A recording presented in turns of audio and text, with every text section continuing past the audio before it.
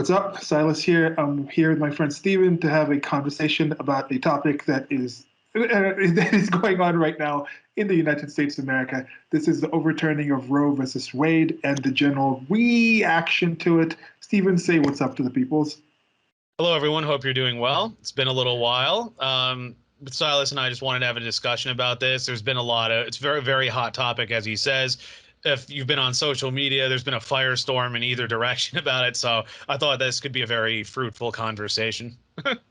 Yeah, and with this one, it's adult mentality required. I mean, or requested. Required. I don't want to force you. This is an issue that talks about force in here. We're going to be discussing what exactly does it mean to be forced to do certain things. What exactly is the general idea behind this? Like, why are certain people reacting in a certain way? Why are certain people reacting another way?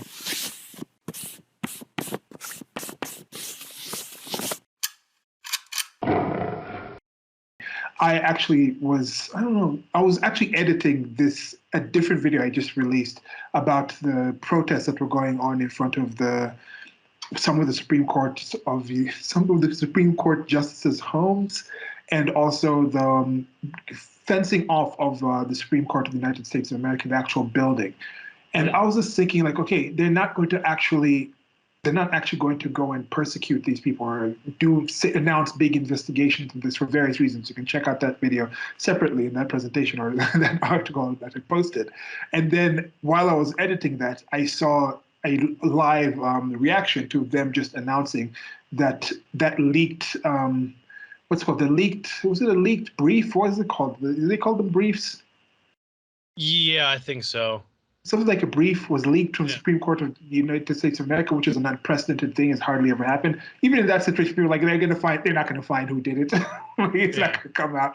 This is stuff that will be kept on the hush hush. They probably already know internally who did it, but they're not going to announce it out there. There's certain levels of, I don't want to say secrecy, but privacy that's involved in this. And then this case also was a case that was around privacy, how privacy was turned into being the argument for abortion being legalized on a federal level, on a nationwide level in the United States of America. And this is just going to be a discussion about that. As you can see, we are two males. We are male identifying. We have a separate video we haven't released yet where ask what is a woman. We don't consider ourselves women, but we are men. And if you say, okay, only women are allowed to speak about this, however you want to define women, if it's a women birthing person type of thing, I ask you as well, if you're saying only somebody who's involved in X can actually have a speaking and discuss this, we have all been in a womb. We have all been in the position to be aborted. We have all not done that. 99.9999999% of the people listening to this have not had the attempt to abort them. There's a few people that have ended up surviving, which is crazy, but it's a situation. So even from that standpoint, I think everyone should be allowed to speak about it. And also, in general, we're speaking about this. We're having a conversation about this topic. We're not forcing you to do anything. You don't have to do what we're saying. You don't have to agree with what we're saying. This is about choice. This is about liberty. This is about the different decisions that are being made. This is about the actual laws. This is just two guys discussing this. And thank y'all for listening. And we're really open to hearing what y'all have to say about the stuff that we talk about here and your general thoughts. Where do you think we're wrong? Where do you think we're right? Where do you think we can go further? Where do you think we should roll it back? But yeah, Stephen, what are your general thoughts and ideas behind what we're going to be talking about and just around the topic in general? I mean, I'm definitely more on the pro-life side. Again, we'll probably get into this as the discussion goes on. I think this is a very nuanced issue. I mean, I hear a lot of strong arguments on both sides, and I admit I've kind of gone back and forth because I've been compelled by different pieces of evidence. I do think, though, one thing that's really disturbed me is that the attitude towards abortion used to be safe, legal, and rare. It was seen as a necessary evil, and now it's become this thing that's kind of celebrated. Like, you probably saw that photo of the woman with the not a person, she's mostly pregnant. Yeah. You see people covered in blood. You see people reenacting abortion. Like it's a very, I'm not even religious, but satanic kind of macabre. This is evil. I mean, this isn't even like Demonic, okay, yeah, like this crosses a certain line for me. And again, I realize not every pro-choice person is like this. Like those are the extremes which we tend to see. Same with people on the pro-life side, like the people who kill abortion doctors and things like that. But they're reached a certain point where it's like, is this really about rights, or is it that whole thing of views have to become more extreme over time to emit a stronger virtue signal, because it's like, if I just take this position, oh, it's not controversial. You've been listening to some stuff from James Lindsay about Paulo Freire, and I always think of his line about for the revolution has to be perpetual because otherwise it becomes status quo. And I get that vibe a lot here, where it's like they keep becoming increasingly more extreme because it's some sort of signal about how virtuous they are, when in reality it's like, to people like me, they're just going off the deep end. But it's like, it's almost like they have to keep pushing that envelope further and further, or it's like they're not doing the right thing in their books. Like, instead of the revolution will not be televised, it's like the revolution will be infinite scrolled. It just like Yeah. keeps going. You keep scrolling just more and more and more. And once something has been done, you have to reset. And that was also something that I was discussing in that previous video that I was talking about, where part of these certain people, there's certain regressives, and we talked about this is a fraction of the people on the political left. There's a horseshoe theory type of thing where they have similar agreements as some of the extremists on the political right. Like right now, you'll see that kind of thing. But what these people do, they reset the level of absurdity. Like, once something has been done, once you protest at Brett Kavanaugh's actual hearing, any protest involved towards Brett Kavanaugh is now just the normal. Like, that's the new normal. So once you have a summer of 2020 where you're burning stuff down, if you just go and you protest in somebody's neighborhood and you just walk around with signs, that's actually tame compared to how far you're willing to go for something to be actually bad. Once you've had that summer where you have all these protests, where you have people saying, oh, we're going to actually bail people out, oh, this is just going to, we need to give them space to express themselves. Once you've done that, now when you have the Supreme Court thing, during the time when there's a January 6th committee going on, supposedly talking about how it's an insurrection, that these people came in and there was a Supreme Court ruling saying the election was correct. Then they came out, the Constitution was saying Mike Pence doesn't have the power to actually overturn it, so listen to the Constitution. And then people said, despite this, these people still came out and protested, that's an insurrection. But now, while that is going on, you have people in Arizona trying to break into their Senate House or their Congress. Yeah. Every state has their own little Congress, Capitol Hill type of things. So they're breaking in there. You have people like Alexandria Ocasio-Cortez, Maxine Waters, actually just going out right there on the steps of the Supreme Court and saying, this is not the last you'll see. We'll keep doing this. We'll keep going. It's the absurdity of this. It's been crazy, but that's because that's the new reset for them, and that's a lot more. That's a lot tamer than what happened before. And I think that's kind of what we're talking about in this conversation. We're to go over some of these, just our general thoughts on what the reaction is. I drafted this post. I'm going to have a link below if you want to read it as well. I might read the entire thing, or might just summarize some of it. It's relatively long. We checked, there's like 10 different sections in it. So I'll just be reading some of those and then get Stephen's ideas on it and see kind of just a back and forth conversation on it. And some of these things are already coming true, even just in the last couple of days. And I like to have this kind of series. We might do more of these where it's like 24 to 48 hours later. In my estimation, that's a good amount of time to wait before you actually discuss and talk about certain things, especially if it's something that's not directly affecting you. If it's not something like, oh, my kid is outside actually being attacked by a lion, but I hear like, oh, I heard some kid across town got attacked by a lion. Before speaking out and saying, oh, kill all lions, or like parents need to take care better of their kids, it might help me to wait 24 to 48 hours to get a little more news. And then that lion might have been a man in a lion suit. It might have been like the kid jumped into like the cage. And it could have been many other things for me to make a statement, a declarative statement on actions or things that need to be done before actually waiting to get more information. Doesn't necessarily make too much sense. So for some of these, I like waiting for 24 to 48 hours, take in what's happening, get more information, and then put some ideas out. And that's what this post was.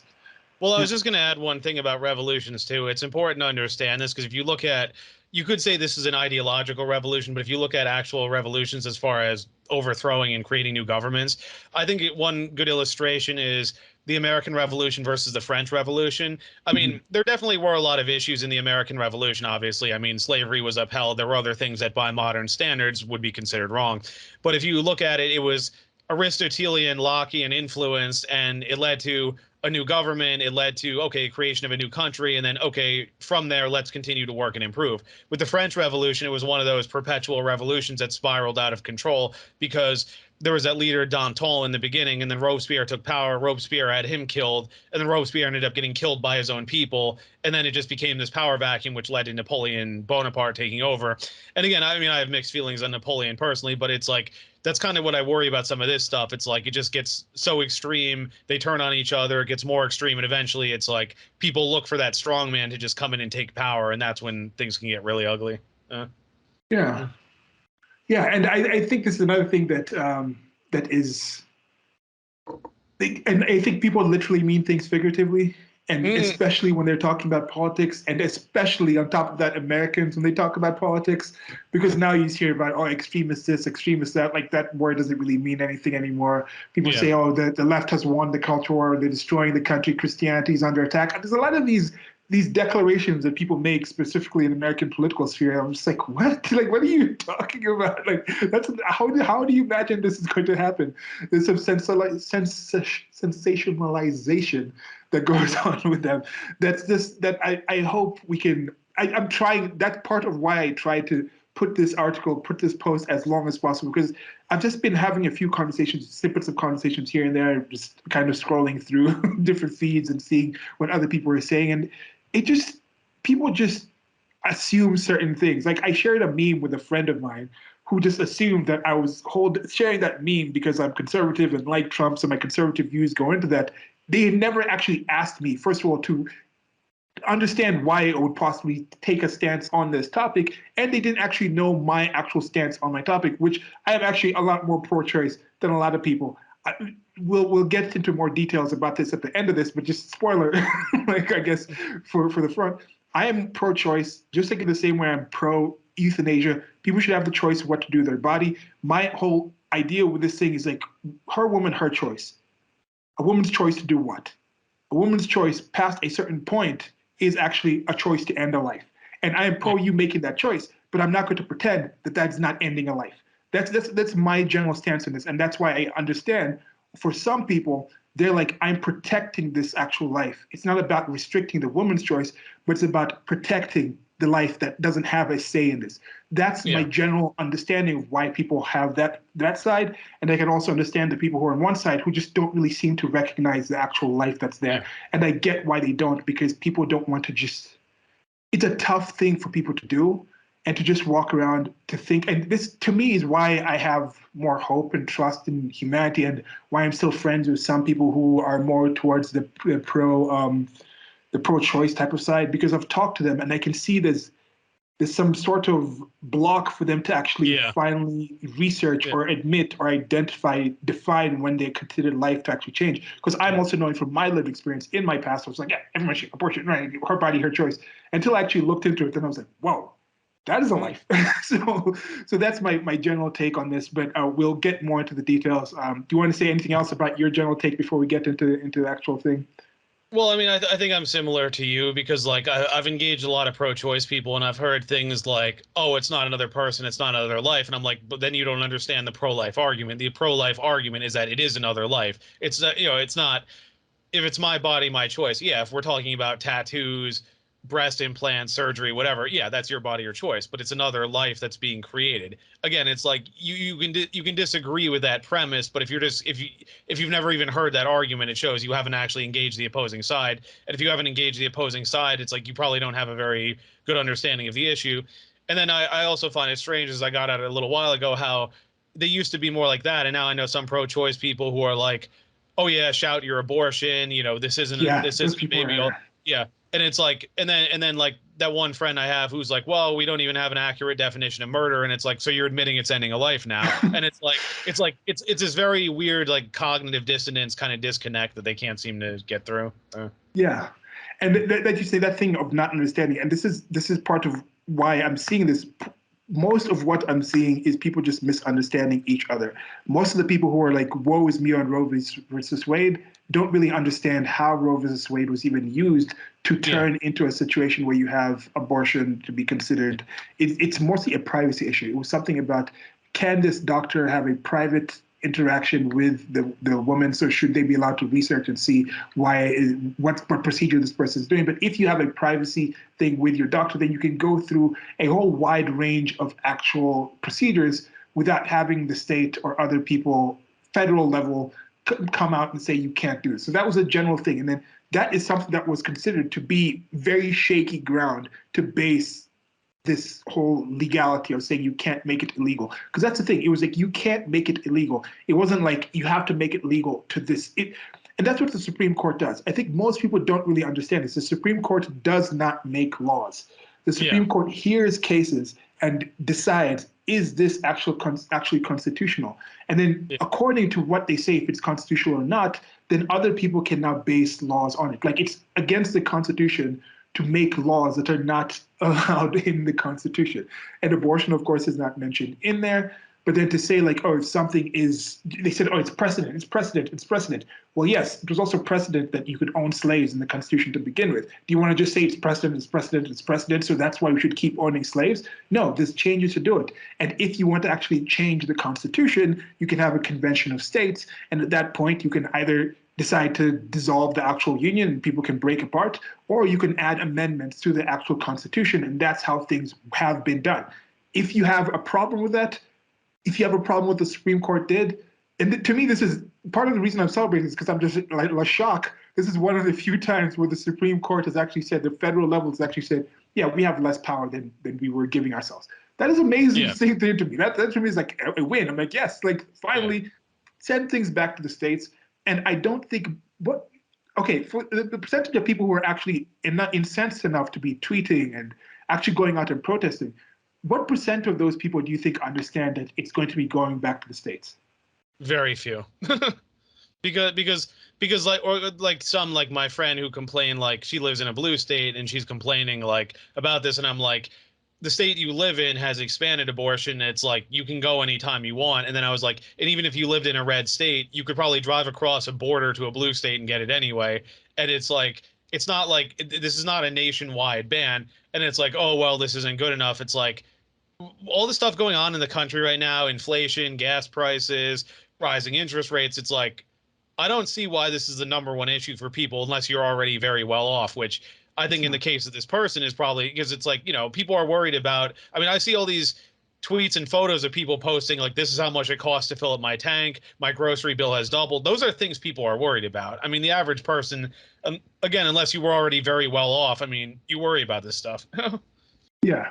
And with this going back to the states, this is part of why I also don't think it's going to get as wild and crazy as the summer of 2020, for example, because I think most sensible people will actually start understanding that the most angry people already live in places, like 90% of the most angry people already live in places where it's nothing much is really going to change. I don't think also most people understand that primarily the majority of abortions are done in the first trimester. Thankfully, I'm really glad to hear that because I'll actually look at that whole development and things like that of the fetus. To me, that's before the brain is developed. That's before like the nervous system is there. So to me, that's a point where you can say, okay, is that life? Is that not life? There's discussions to be had in there, and that's where I'm still kind of floating around, like where does that actually become life? So most of them are that way, and I wasn't even aware of this, but most of these are actually done where they don't actually go to the clinic anymore. But people get, I think like almost half of them, people get things mailed to them, can get a pill mailed to them, and they just do it at home. It's I guess that's how far the science has come. Not the science TM, but actually that's how far the science of this procedure of ending gestation has come. And something like that, there's some states that now, I think there's we'll probably put up the map on the screen later on, but I'm just, my general idea with the states, like even if you have that like, to be mailed in, you might be in a state where it's illegal to actually have a clinic, and then they said we're going to be actually, the people that I've heard talking about this were saying we're going to actually go after the people who are doing the procedure, not the women who are getting the procedure, but if you're a doctor or if you're a clinic that has given one, you can be held accountable by the law. That's kind of, so it's kind of like the prostitution thing where it's like, it's the inverse of the prostitution thing mostly, where they arrest the John who gets it from the prostitute, but the prostitute is normally let go in some of those cases. Whereas in this case, it's like the person who actually goes to get the procedure doesn't get arrested, but the person giving the procedure, giving the thing, is the illegal thing. Not the person purchasing the illegal thing, but the person giving the illegal thing, supplying the illegal thing. So it's not even like drugs, because the drug, people who buy drugs also get arrested like the people. Anyway, so it's something like that where will they be preventing people from mailing, like current administration? Do you imagine they're going to have the federal government researching and seeing if people in Texas are getting pills mailed to them from California? I don't, I have No, a suspicion that they won't be checking that.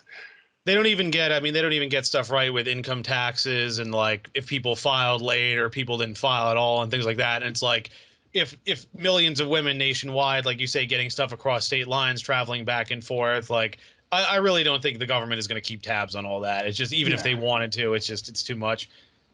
So I think for most people, they just realize that they will eventually realize that not too much is changing. So for me, I think to actually realize and see where the state's actually going to end up, you need to wait until about 2025. That's after these midterms. Yes, some people will bring it up, but I think, as Stephen mentioned, there's many other things going on that I don't think is going to be a primary issue. Even before that current inflation, before the increased inflation that you'll be seeing towards the actual election and things like that, I think they still said there's billions of dollars that have been let go, that have been given to states that the states haven't actually injected yet into the system. So the inflation will probably even go higher and things like that. The war in Ukraine is probably going to end, so they're going to have that. Putin's inflation is already something that people don't really believe, Putin's price hike. Yeah. But once that is actually gone, the people will be more focused. There'll be less distractions. They're going to try and push this stuff. It's not going to work that much. So even before this, abortion was normally considered to be like a 6%, 7%, single digit actual issue of being like, this is something I care about the most. There's many other things where people cared about more than that. Yeah. So I'm thinking 2025. That's one midterm. That's a presidential election with more state level elections at that time. And then by that time, you'll see how states kind of end up. And I think it's going to be about 35 states will have a legal limit of on-demand, no questions asked abortion before the second trimester. So that's about 12 weeks. And there will be considerations for forced conception and health risks of the female or child. And this is what most people around the world consider ethical and reasonable. Then 8 to 10 states will have legal limits on demand, no questions abortion before the third trimester.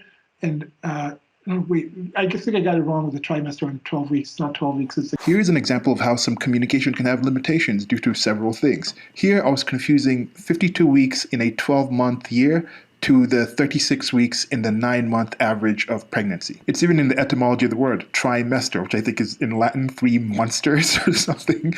But that's division of anything into thirds while using months. Like a semester that you use in school years, half of the years and things like that. Here it would be 4.5 months, which would be 18 weeks. But regardless, when people are having regular conversations, they don't have the ability to come edit things in post to add more clarity. So give people some leeway, ask them what they mean, and you might find you actually agree with them. We'll have that in the second trimester. So you're talking about 22. But this is the key thing, because right now in America, in most places, in developed countries, at 21 weeks, 22 weeks, 23 weeks, around there, there's the medical ability to have viability of that fetus outside, just on the basic hospitals in most of the West right now, in most of the developed world. If you're here, like somewhere in Kenya, I think the average hospital, you have to be around, I don't want to say the average hospital, the hospital here in Nairobi, the capital city, the top hospitals, they might have the ability to have viability around that 20-year age. But then that's less than 1% of the hospitals in the country. So for most of the hospitals in developing countries, if you're talking viability, that's more in like 35, 40, where you have that kind of thing. There's no incubators, there's no doctors, like the prenatal care doctors. That's activity's not there. So I think once people start realizing that, that'll kind of change it. So you'll have 8 to 10 states saying the second trimester will have that. So before the third trimester, with similar considerations of forced conception and health issues. And then the remainder will have legal limits within the first trimester. And this is like almost like no abortions, where you can just get it on demand. And I think you will still have similar considerations. We're going to be talking about mentioning topics and things like here that are already adult mentality required for, of course, rape, incest. That will be in there. I think there'll be very few, it might be like 2 or 3 states tops that might not have rape and incest in there, but I'll be very surprised if anything more than that actually do that. What's your general take on how it will end up? Yeah, I mean, I'd imagine states like Oklahoma, Mississippi, Alabama, there'd be a few notable exceptions, but I think by and large, like, I mean, as you said yourself, I mean, most Americans are fine with abortion within the first trimester. It's just beyond that, and and also as I'm sure you're aware too of the, you know, they always bring up rape and incest, but it's usually a red herring because that's like what 1% or something of like, you know, it's like they always bring that up like, well, what about this? It's like, yeah, that exists, but it's like 1%. It's like I think it's like 98% of abortions are elective. I was talking to a friend too about the later term abortions, and we were saying how it was less than 1% are later term. Now, I'd have to look more into this. He was saying that he believes that the reason certain women do it later is if there's complications where the mother's life is in danger. And like that, I'm a bit more sympathetic to, because it's either, okay, they both die or you save one life. I get that. But the people who are like bragging about getting an abortion like later, like late in, like that just sickens me. Yeah. Oh, Silas, your audio's out. Part of why I'm saying that it's going to end up like this is I've actually looked into some of the data, looked into some of the research. We talked about who thinks it's actually a primary thing that they're going to vote on, 6% of the population. Now you look at that 6% of the population, there's another fallacy that the Democrats seem to say, at least the regressives, a lot of these activist type people say, oh, it's a women's right to choose. Only women should speak about this. But hey, Amy Coney Barrett, for example, she's a woman and she's very, very strong towards protecting the life of the preborn people. Who do you think would actually care more? There's this idea that it's like, oh, it's just women who are completely pro-choice and they're the ones who want this. Like a certain group of women might, but the people who seem to poll and say they care about this more than anything seems to be more left-leaning men. And when you actually look at this, it kind of makes actual sense, like why certain men would want the ability to have women have lower standards to actually accept people to have intercourse with them, or to have the out of like, oh, I can sleep with this woman and then she'll be able to like get rid of the result of me sleeping with her without me having to have the responsibility to this person. So there's a certain sort of man that actually holds that to be a big thing. But then on the inverse, the people who you find to be most strong towards pro-life, towards protecting that life, are the women who are actually very proud and protective of motherhood and understand how valuable and amazing that process of actually growing a life into you. So they value that and they want to protect them in that kind of way. So if you actually look at the statistics, and this is an excerpt from an article, Trump Was Wrong on Abortion, says Patrick Basham, this was in the Express, says the old adage that abortion would be legal everywhere and unrestricted if men were at risk of becoming pregnant always presumed men were the problem for the pro-choice side. If it ever was true in America, it certainly is not true today. Women are a majority of those holding pro-life views, while men constitute the majority of those of pro-choice views. Ironically, and perhaps counterintuitively, it is male, not female voters who would be responsible for an hypothetical electoral blowback against Republican candidates. And if you've been paying even a little attention to politics over the last decade, I don't think you can really be surprised about these demographics. You just think about the kind of man we're thinking about here, and also the kind of conservative, more right-leaning, like proud to be in her femininity woman, like that the feminists and the people on the left mock, like, oh, these little girls want to be a mom. That whole trope is there. There's some little girls who want to be a mom since they're kids. You think that kid will be growing up and thinking, I want to be able to end the thing that I've been wishing for since I was a kid? No, they're very proud about that. So it made sense to me. This is the same thing with actual abortion. When you actually look into the details, and this is part of why I'm thinking it's going to even out. When you look into the actual details, when you start talking about the actual topics, in general, if you're alive right now, you are pro-life. If you're not literally killing yourself as you're listening to this, you are pro-life instinctively, inherently. So I think eventually most people will start coming towards that end, and most people are already on that end. It's just this particular situation. Even the pro-choice people, part of the reason that, again, I'm still supportive of them is because they're just blocking, and their focus is the life of the woman with no exception for the life that's growing. And that's the thing. That's why they won't even admit that it is a life, because once you start comparing, that becomes more dicey for them.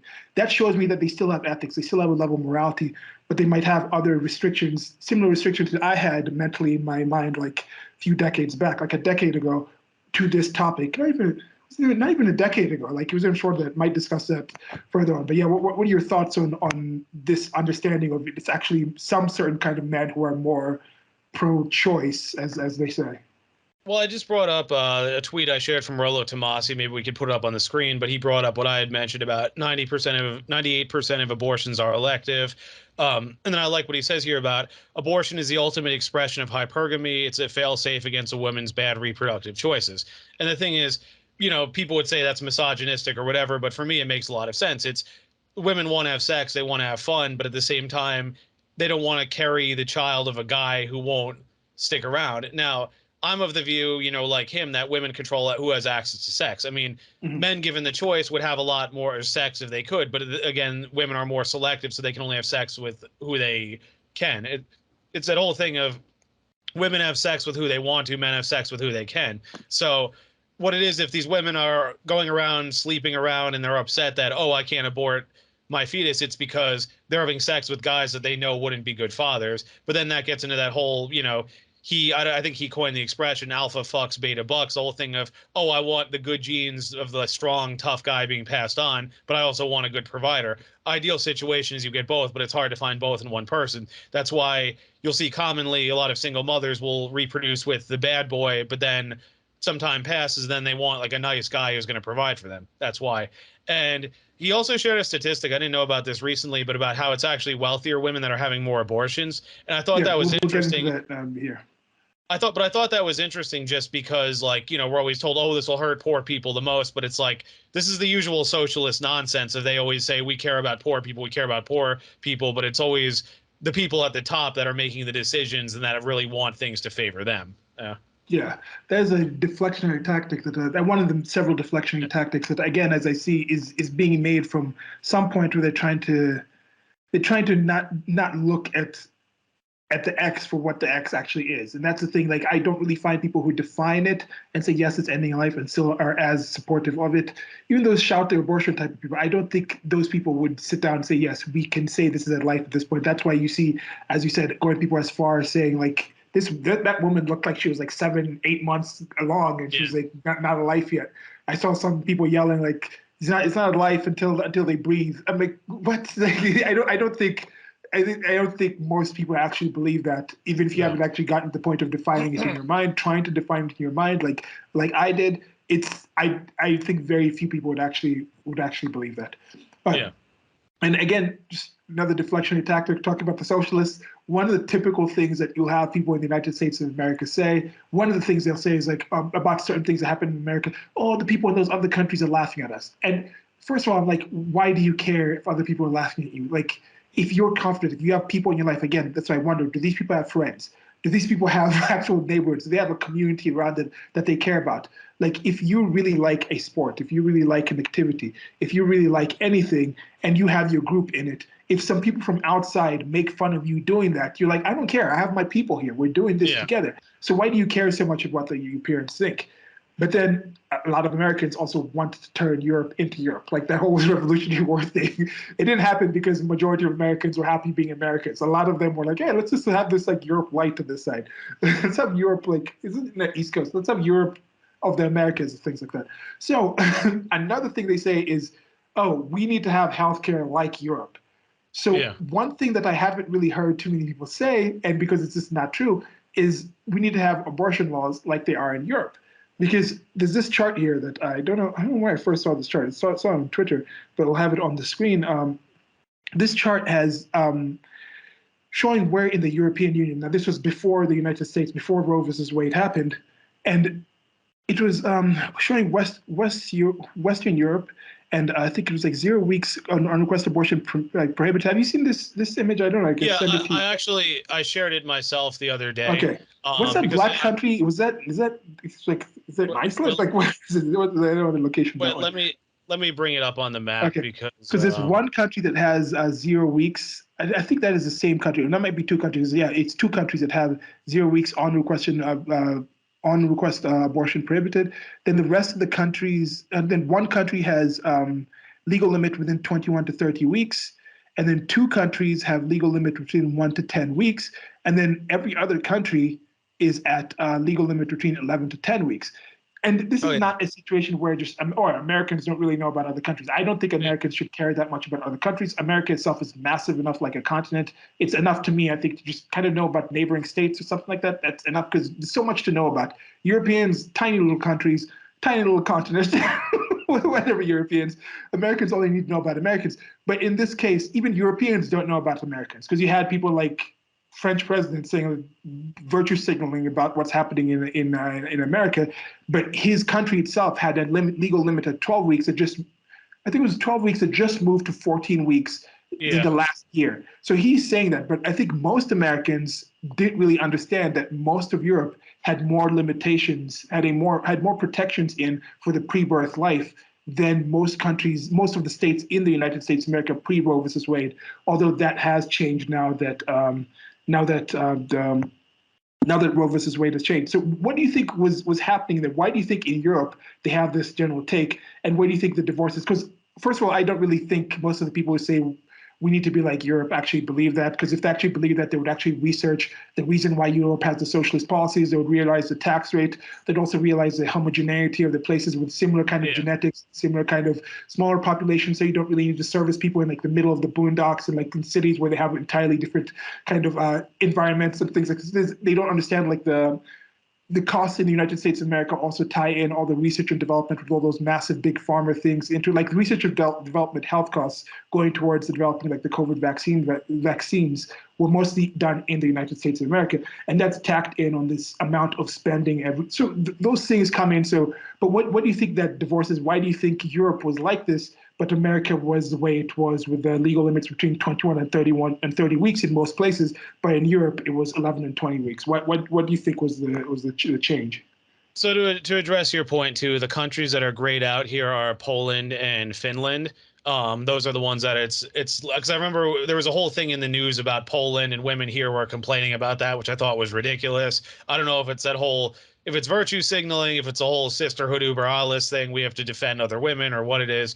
But like you said yourself, I mean, the vast majority of the countries here, the countries that are whited out are either ex or partially European Union. So that's the UK, Norway, Switzerland, and Iceland. But then in the first three countries, the early legal limit 11 to 20 weeks, like you say. In Iceland, it's 21 to 30 weeks. The only other country besides Iceland, actually, interestingly, is the Netherlands, Kyra's country. They're 21 to 30 weeks as well.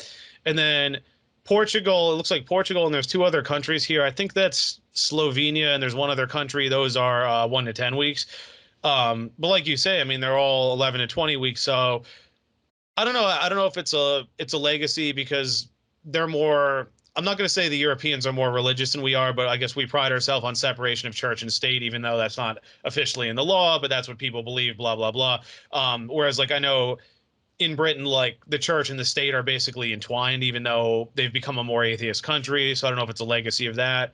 I don't know what the view on Islam regarding abortion is, but I wondered with migrants coming in and becoming a more substantial part of the population, I'm wondering if that's playing a role. I'm not sure, actually. I mean, I haven't followed as much about abortion in Europe, but I'd be curious now that you mention it. Yeah. And with this chart, it says the calculation assumes viability at 24 weeks and heartbeat at 6 weeks of pregnancy. And it looks only at on-request, on-demand abortions. This does not include abortions due to mother's life at risk, mother's health risk, rape, fetal impairment, or economic and social reasons. So this is just simply on demand. And this is also a thing that I think will happen now, that you have to actually campaign, you actually have to discuss, you actually have to go in debates, you have to actually go on TV, you have to have websites now talking about this thing. And we'll get into this more further, but the information has changed. The information that we had about what's happening in the womb is a lot different than what 50 years ago when Roe vs. Wade was actually enacted. Yeah. So now with that chart there, I'll have now another chart on the screen right here, where you can actually look at the screen. And right now, this is right after Roe vs. Wade has been overturned. There's some states had trigger laws that just said, okay, if Roe vs. Wade is ever overturned, these laws are going to come into effect and change what happens. And some of them were very restrictive. So here you have a total ban where it's illegal in Alabama, Kentucky, Arkansas, Missouri, Oklahoma, and South Dakota.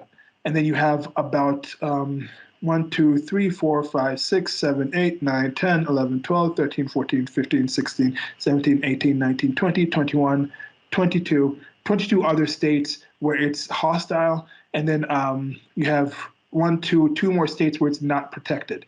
And this is from Center of Reproductive Rights. Now, hostile, not protected. So it comes out to about now protected and expanded access. So of course, the whole left coast or the west coast has had expanded access where it's actually more access than even before Roe vs. Wade. They had trigger laws on the inverse, where now they're saying like, now that the Roe vs. Wade, we're giving more. Like, we'll fly people in to have this. There's gonna be some macabre things going on. Hawaii is actually also in that. Illinois, it's Chicago. And so I'm saying most of the protests, these dense blue areas with a lot of big cities and things like that, you're going to have people with expanded access. Then New Jersey, New York, Connecticut. You say Connecticut or Connecticut? I say Connecticut. I don't know. That's probably some accent thing that changed over time. I don't know. It's the word connect and then ticut. Like, it's connect, icut. It's connect, but everyone I've always known has said Connecticut, so I don't know. That's probably some.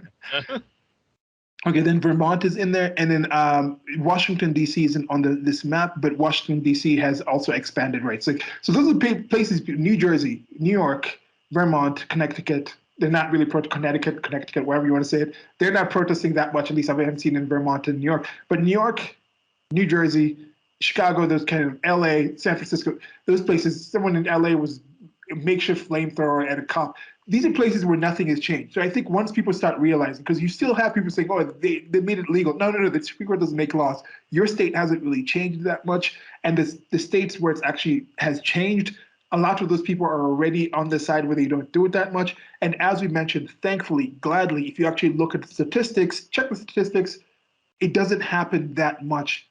90% of them, about 90% of them are done within the first 6 weeks, which is an amazing thing to hear about, because the stuff that happens after that, just get chills. Like, it's gruesome stuff. Yeah. Okay. So what's your general thought? Like, why do you think it's certain states? And okay, now this comes to the thing. What's going to happen to these states? Once these states come out, this has already been happening with the COVID. In my estimation, if you were happy with how your state treated COVID, you're probably all going to be happy with how your state treats abortion. Like, in my general estimation, those kind of things are going to be the same. But there were some people who were already unhappy with COVID and other kind of things, and were already moving to places like New York, or moving out to places like San Francisco and things like that. So that movement is going to be exacerbated somewhat by this, but I don't think it's going to really change that much about the dynamics in the United States of America. But what say you with these states? Yeah, I don't know, because I've seen that stuff going around about like, oh, I was considering Texas, but I won't live there now. I have like my friend in California complaining about the red states, but it's like, okay, you've only lived in blue states. You have no desire to move to a red state. Again, it's like if even if you're in a red state and there's blue states nearby, you can just like cross the border or whatever. Like you said, the government's not going to do a good job of tracking. Are you ordering abortion pills from other states? I mean, that's the argument I brought up with the guns thing too. At least my friend is reasonable enough to say, I don't support banning guns because I acknowledge criminals are going to get them anyway. And that's one thing I don't get with some of the pro-choice people, where they say, oh, if you ban abortions, people are going to get them anyway. But then it's like, but then these are the people who say take away all the guns, and it's like all the areas we have shootings, like Chicago, New York, wherever. They all have strict gun control. People just buy guns from elsewhere and bring it in. I mean, I live in New York. We have strict gun control here. We still have shootings. Chicago is in the news every weekend. This many people were shot. Now, you could argue, yeah, they buy them in other states and ship them in, but it's like, you think in the era of 3D printers and things, people aren't just going to find ways to build guns, and like, it's not, you're not going to ban guns out of existence. I mean, the only way you could do that would be complete totalitarianism, and then that's like, who wants to live under that, really? Yeah. I think it's just the information that comes out. I think to me, that's part of what made America great, was you have this different place of kind of similar sorts of populations in different sorts of environments, with general kind of more leaning towards personal liberties and things like this, trying out different systems under the Constitution. Once I started looking more and more into it, I'm still an anarchist at heart. I don't want any system where like a state has a lawmaking class that is not subject to those laws. And we've seen things like this that have happened constantly with the illiterati class, the political class. They're just above their elites and not really held to the same standards. We're seeing Ghislaine Maxwell just got the 20 years in jail.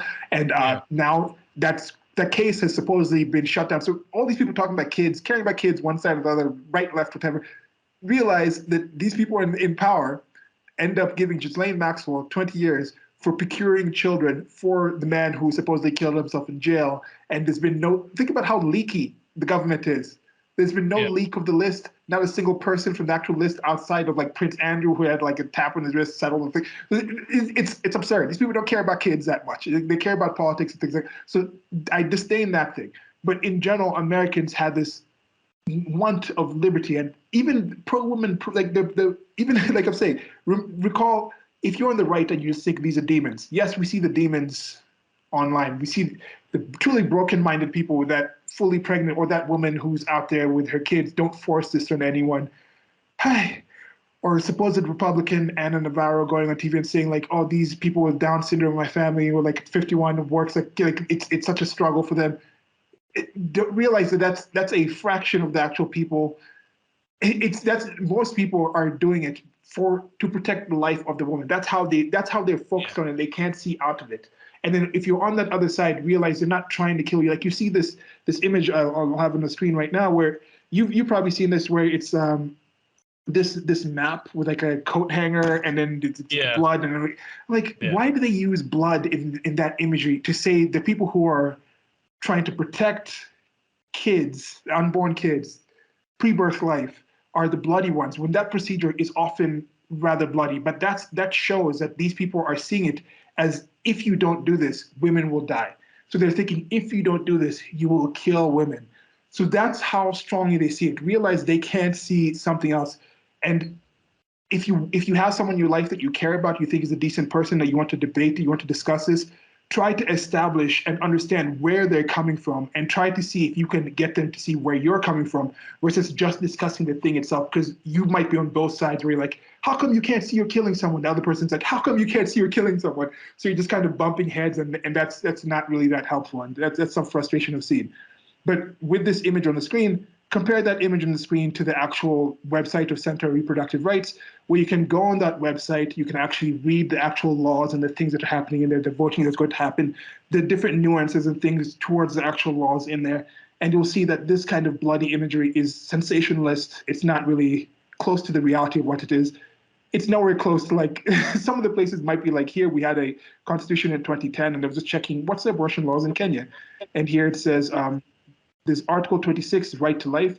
Abortion is not permitted unless in the opinion of a trained health professional, there is need for emergency treatment or the life or health of the mother is in danger, or if permitted by any other written law. And then they have the penal code laws of Kenya for Capital 63 or Chapter 6, I don't know. This is Cap 63 revised edition in 2016. So there's an attempt to procure abortion. So it's any person who, with the intent to procure miscarriage of a woman, whether she is or is not with child, unlawfully administers to her or causes her to take any poison or other noxious thing, or uses any force or any kind, or uses any other means whatever, is guilty of a felony and is liable to imprisonment for 14 years. Then the like by woman and child, so it says any woman and child with who being with child with intent to procure her own miscarriage unlawfully administers to herself any poison or other noxious thing, or uses any force or any other kind, or uses any other means whatever permits any such thing or means to be administered to her, or used on her, is guilty of a felony and is liable to imprisonment for 7 years. So you see, even here they say, like, if a woman does it herself, she gets half the time than a doctor doing it. In most laws all around the world, you'll see the practitioner, the one doing it, if it's somebody doing it to someone else, is more than the person doing it to themselves. And then supplying drugs. If you supply the drugs to somebody who does it, you get 3 years. Killing the unborn child. This one it says, okay, any person, when a woman is about to be delivered of a child, prevents the child from being born alive by an act of omission of such a nature that if the child had been born alive and had then died, he would be deemed to have unlawfully killed the child, is guilty of a felony, and is liable to imprisonment for life. Now that's here with the viability. That's what I was talking about, the different age of viability. If it's realistically viable at like 40, so at that point, they're like life. That's already in the laws here. And then for surgical operation, a person is not criminally responsible for performing in good faith with responsible care any skill a surgical operation upon a person for his benefit or upon an unborn child for the preservation of the mother's life. If the performance of the operation is reasonable, having regard to the patient's state and at the time and all the circumstances of the case. So even here, like a place like Kenya, I know a lot of Americans are more focused on Europe and the things there. That's where their ethnicity is. It's Western culture. It's more Westernized. And I understand why Africa is a dark continent. There's some things in here that are very backwards. I'm not quite sure how strong I am with this on some of these things, saying like not at all completely illegal at any kind of point. But even in a situation like that, they have the dispensations for health of the mother and other things. There's nothing here discussed about like how they conceived. I hope there actually are some dispensations of people who have been raped or subjected to incest and things like that. But those are things that I don't know of. But I doubt you'll see the laws matching like this, but realize most of the world is closer to what it is like here in Kenya than what it's been like in most of United States of America or Europe, in my estimation. Yeah. Yeah, I agree. I mean, again, I haven't looked at Africa too closely, and I only looked at Europe pretty recently, but that sounds right from what I can say. Yeah. And that's why I'm also wondering, like, people don't really look at the laws. Because if they actually looked at the laws, I think the laws in the United States of America will be commonly sensible. Like, but one thing Stephen and I have been discussing and trying to do more is trying to establish, are people willing to define, like if we're having a conversation, what exactly are we talking about? Define and see, is this person willing to actually define the key terms that they're talking about? Because if they're not, then chances are you don't really want to discuss that person. Like, no. It's not going to be an effective conversation. When you see people having posts like this, like, to me, it just shows like they're just some generally unserious people out there having these conversations. So somebody posted this, Jack Cocchiarella, Jack Cocchiarella said, today SCOTUS ended the constitutional right to abortion, saying it should be left to the states. At least he gets that right. And he says, yesterday SCOTUS imposed a constitutional right to conceal carry firearms, saying it should be left to the states. Guns have more rights than women in America. I'm going to toss it to you. What is your general take on this whole? This is a general trope that happens a lot. Guns have more rights than women in America. Take it from me. My question always to feminists, including my friend, is what rights do you not have that a man does? Whenever I ask that, they either deflect, dodge, don't answer, or they come up with convoluted like redefinitions of things to get that answer. Like, for example, like what I was talking about earlier, like, oh, if all the men walked off infrastructure, are women going to come in and take the place? Are women going to do electrical work, carpentry, sewage, all that? And my friend is like, yeah, I think they would. I'm like, well, so it's been shown that about 2% of blue collar workers are female. Women in general don't want to do that. And her explanation is, well, they don't want to deal with men. And I'm like, do you really, like, if we were to go out and ask all these women, do you want to do this kind of work even with other women, how many are going to agree? Women and men are not biologically wired to want the same things.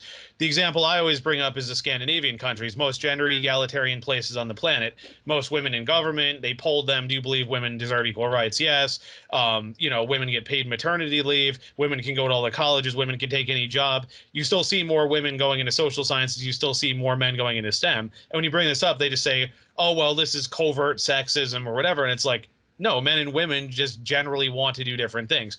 Yeah, I know my friend and others will make anecdotes. Yeah, well, I know a woman who wants to do engineering. Yeah, I know a woman who wants to do labor. Yeah, there are exceptions either way. I could find male cosmetologists and beauticians, but it's like men generally are not trying to do that for a living. It's like, Yeah. And again, that's another thing. Like, what do people want to do? What do people choose to do? One thing I think is different with this. When I see something like this, Stephen and I discussed that we both look at politics like fanatics. Like, we actually go out and search the stuff out, look at the details, look at the tactics, and look at, okay, what's going to happen back in here, do projections and things like this. Like fantasy politics, where like, okay, in the future, what could happen if this happened and that happened?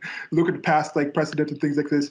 But most people aren't really that involved in it. But the difference with politics is there seems to be this general thing where people feel the need to have an opinion, feel the need to chime in. And then, of course, there's also other people who are just pundits. It's their job to say something. Like, you see someone on TV, every single sports show has somebody who's, if it's a few people on the show, you'll have somebody who's a Cowboys fan, somebody who's a fan of the Lakers. LeBron James is going to come up. Why do these things keep coming? Do you think everybody just happens to be a fan of the Cowboys or the Lakers? It's like, no. People understand it's a business. To get a business, this thing gets clicks. So I'm going to talk about these things. We're going to set up certain topics, talk about things in certain ways. And one of the few people that actually who I appreciate, who's just kind of honest with this, is like someone like Colin Coward. He's like, yeah, I talk about the NFL, I talk about the Lakers, I talk about the Cowboys, because that's what people want to listen to. So I'm going to talk about that. Like, I'm going to be bringing those topics up a lot. So with something like this, I understand Cocciarella might just be a pundit. Maybe he's just saying this. I don't really think he truly believes. I don't think anybody who's actually even given a cursory look at the actual things actually thinks the actual things. Because I made this meme tying in this thing could be on the screen right now. This will trigger people. This did trigger a friend of mine who was going through the moment. Like, I should have kind of established where they were on the actual situation. People sharing the meme with them, but we normally share memes. So anyway, but this is what it says. It says, calm down. Nobody's coming for your abortions. We just want common sense abortion control.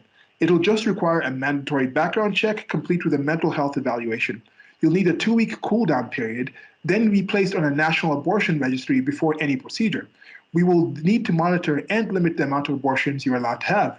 Nobody should need more than one abortion, right? If it saves one life, it'll be worth it. And that is the general kind of thing that you hear people talking about when they talk about common sense gun control. Guns are literally in the Constitution. Right to bear arms is there. Abortion is not. Both these situations, in my estimation, actually could end up dealing with ending someone's life. I am pro-choice. I am pro a woman choosing who she has intercourse with. And in 90% of the times in these situations, the majority of the times, even when somebody has health risks coming to them, they chose to have intercourse with that person. So you chose to have intercourse, and the result of intercourse can be conception. So this whole idea of like unplanned, I'm like, did you plan to have sex? Then that's kind of a result of having sex. Like, you could say like, and I've brought it up with you and with other people too. I mean, there's fertility tracking apps where it says, this is when these are, and that was another debate I had with my friend. Like, they're not perfect, I realize, but in general, it'll say your period should be happening within these next few days. If you had sex before this and you don't have your period after this certain time, get a pregnancy test. And there are times too where your period will just be late. Like, I've known women who they'll get it'll say you're a day late, get a test, and they'll get a test. It'll be negative, then their period will be a day or two later. So these things aren't perfect, but the thing is, you only have a few days each month. You ovulate. Now, sperm can live in the body up to 5 days, so you have to factor that into your decision as well. But I mean, there's still condoms, there's still IUD, there's still morning after pill. You know, again, you could have sex like right after your period. It's less likely. I mean, there's still a chance, but like, there's lots of ways around this. It's not like my analogy is they always make it sound like getting pregnant is like being struck by lightning from a cloudless sky. Like, oh, I had no idea, I just got pregnant. And it's like, come on, you know what went into this. Like I slipped and fell on a penis and then kept bumping up and down until that penis climax. Like, no, that's not how this happened. And to me, this is just another example of people anthropomorphize guns in these certain topics, and then also take away the agency of women in that. Because if you're choosing, you do it. I also choose women being able to have guns, because women with guns can, in many situations, prevent those few situations where they don't have choice on who to actually have intercourse with. Those situations of their being assaulted, of them being subjected to incest. A gun can equalize that sexually dimorphic difference of having a bigger, stronger male attack you, but you having a gun to shoot that person, and you can prevent that. You can end that life and not have to make that horrible decision of having to end the life further on. So it's tough. Both these things do deal with potentially ending a life, protecting your life, because women also do it to protect their life in many cases, even if it's just the quality of life, because I do understand there is something with quality of life. And that's also why I'm for euthanasia, because people can get to a quality of life where we can say life is not worth living anymore, and I think they should be allowed as an adult to choose to end their life. But some people disagree with that. So I can understand why some people have a different valuation of life. And for many people who come to that point, it's a majority of them have some kind of religious reason of like some soul. And that's the thing. I'm a-religious as they come. I'm not basing this on the idea of a soul of some deity who needs us to protect the sanctity of life when they have all the powers where they can come in and do it. And we'll get into that further later on. But yeah, so that's the kind of general thing that's with that. Yeah. Yeah, it's interesting you bring up about euthanasia, because I remember my grandfather actually died from a stroke, and the thing was he didn't die right away, but he was in like, it happened out of the blue when he was at home. They didn't find him till later, and he was basically sort of in a vegetative state for a bit before he passed. But the thing was, he had told my mom and her siblings, he said, if anything like this happens, he's like, just let me go. I don't want to live as a vegetable and all this. And I perfectly respect that, because it's like, even if they had kept him on life support, it's like, what's the point? He's hooked up to tubes, being fed from a tube and all that. And I think I probably have a similar attitude, and it's like, and that, I mean, obviously it was a sad situation either way, but I think they all agreed, and he had said that. So honor his wishes. And then the other thing too is where I'm getting a little annoyed with some of these pro-choice people is they keep invoking like freedom, rights, in the Constitution, but then in other circumstances they make fun of people like us for saying that.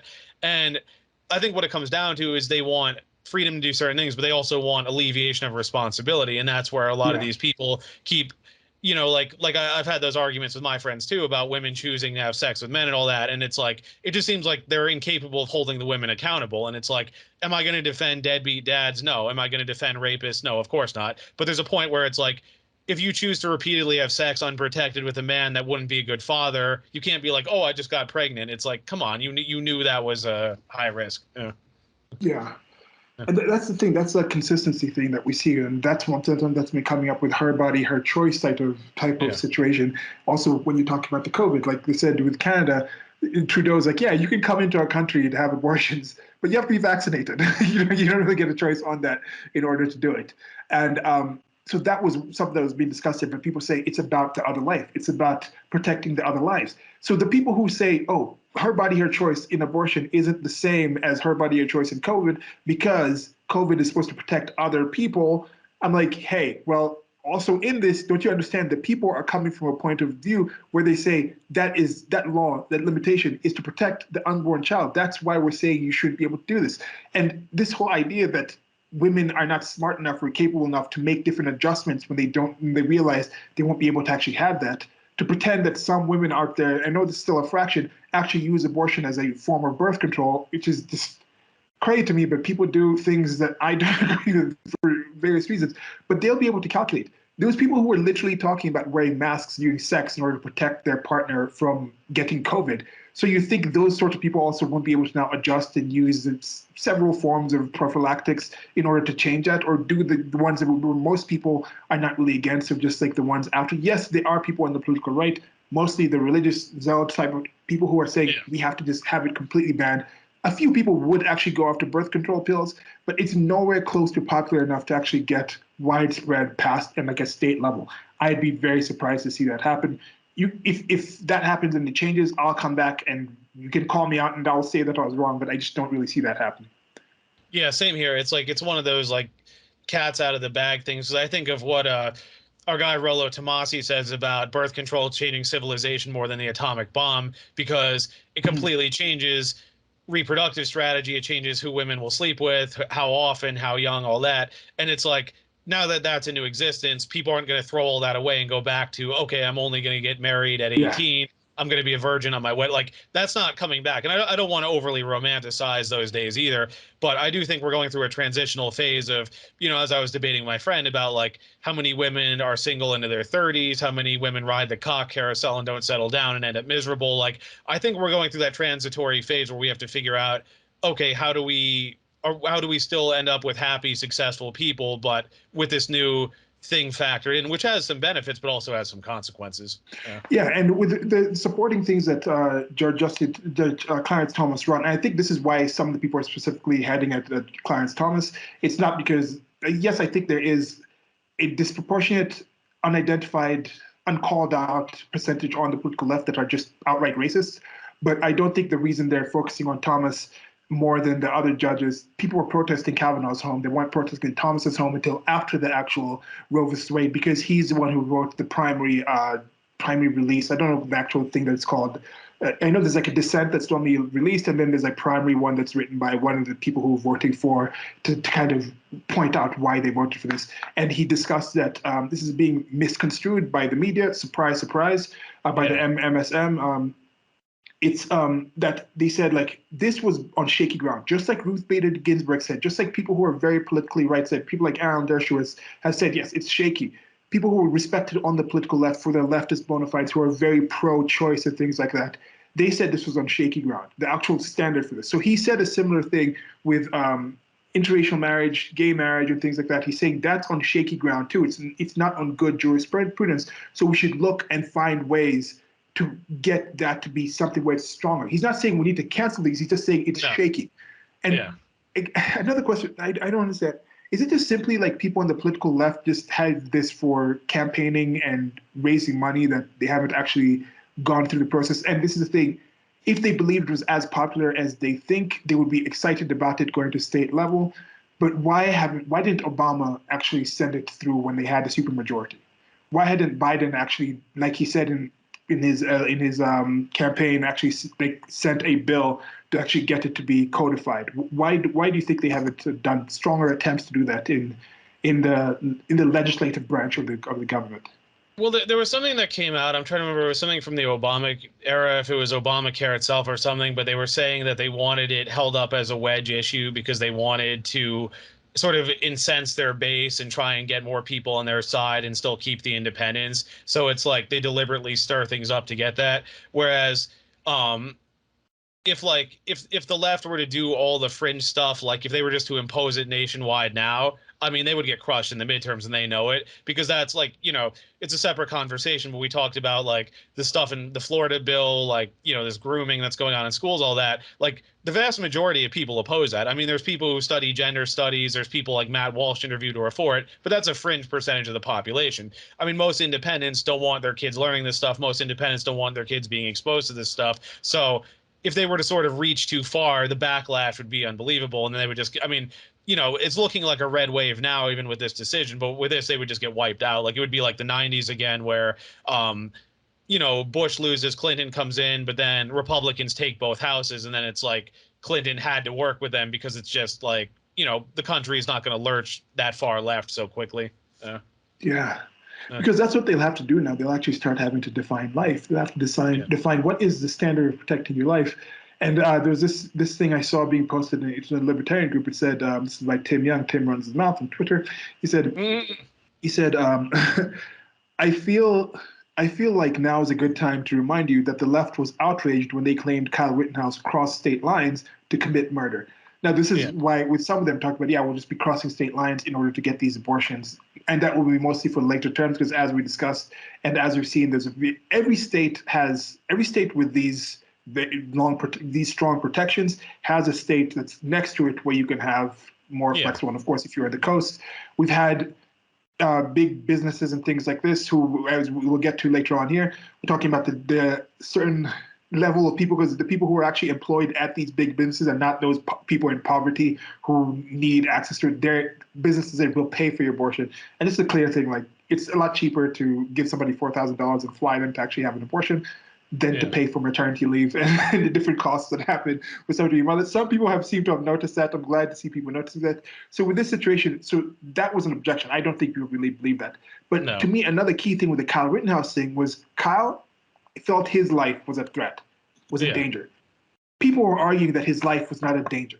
Or they're saying, your life isn't in danger, so you decided to go there. Why did you cross state lines to go there? You didn't have to be in that place. You're the one who carried that gun. Why were you there? Why are you things like this? You could have done different things. You could have had like protection. You could have this and this, so you didn't have to shoot those people. I don't care. Your life wasn't a threat.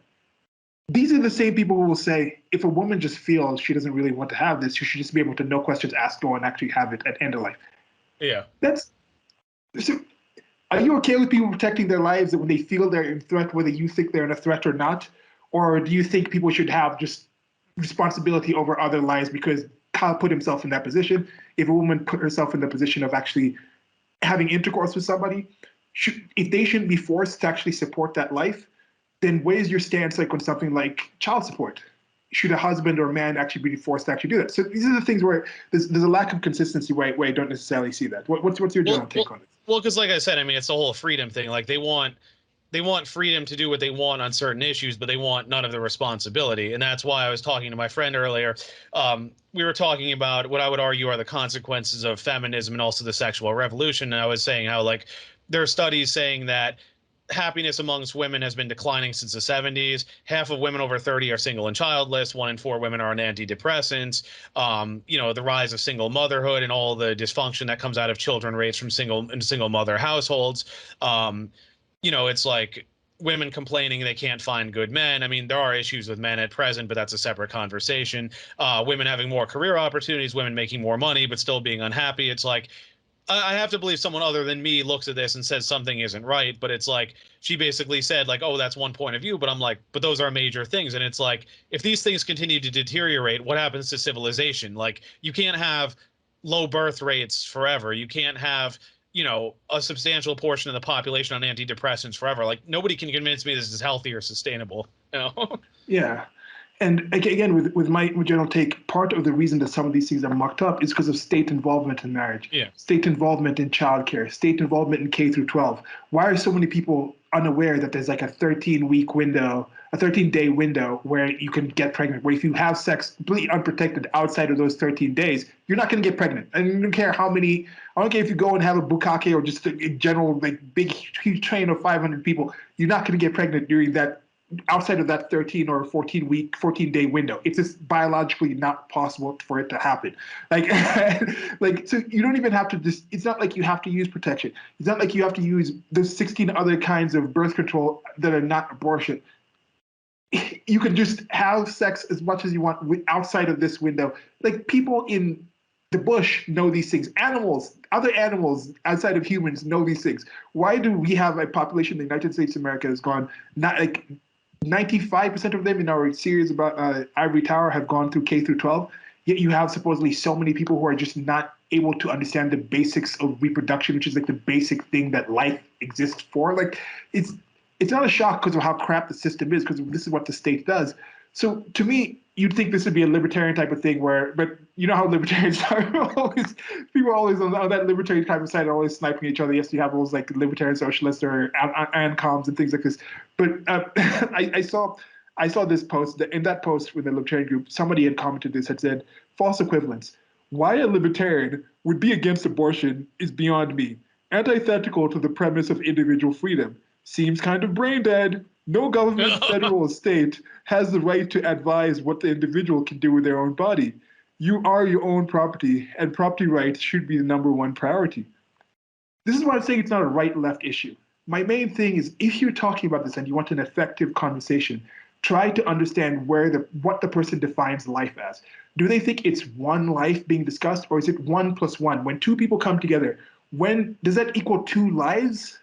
When 2 sex cells come together, when does that equal 2 lives being involved? Where it's like, so once you define that, once you understand that, you can understand. Because my response to this was, this person says seems kind of brain dead, that libertarians would be interested in something that many of them think is a procedure that ends brain activity of a different life. Like, of course, like it seems like these people can't really seem to actually understand this, and the person couldn't actually get that. What's your take on that, that whole idea of the schism within the libertarian sort of field that we're kind of involved in?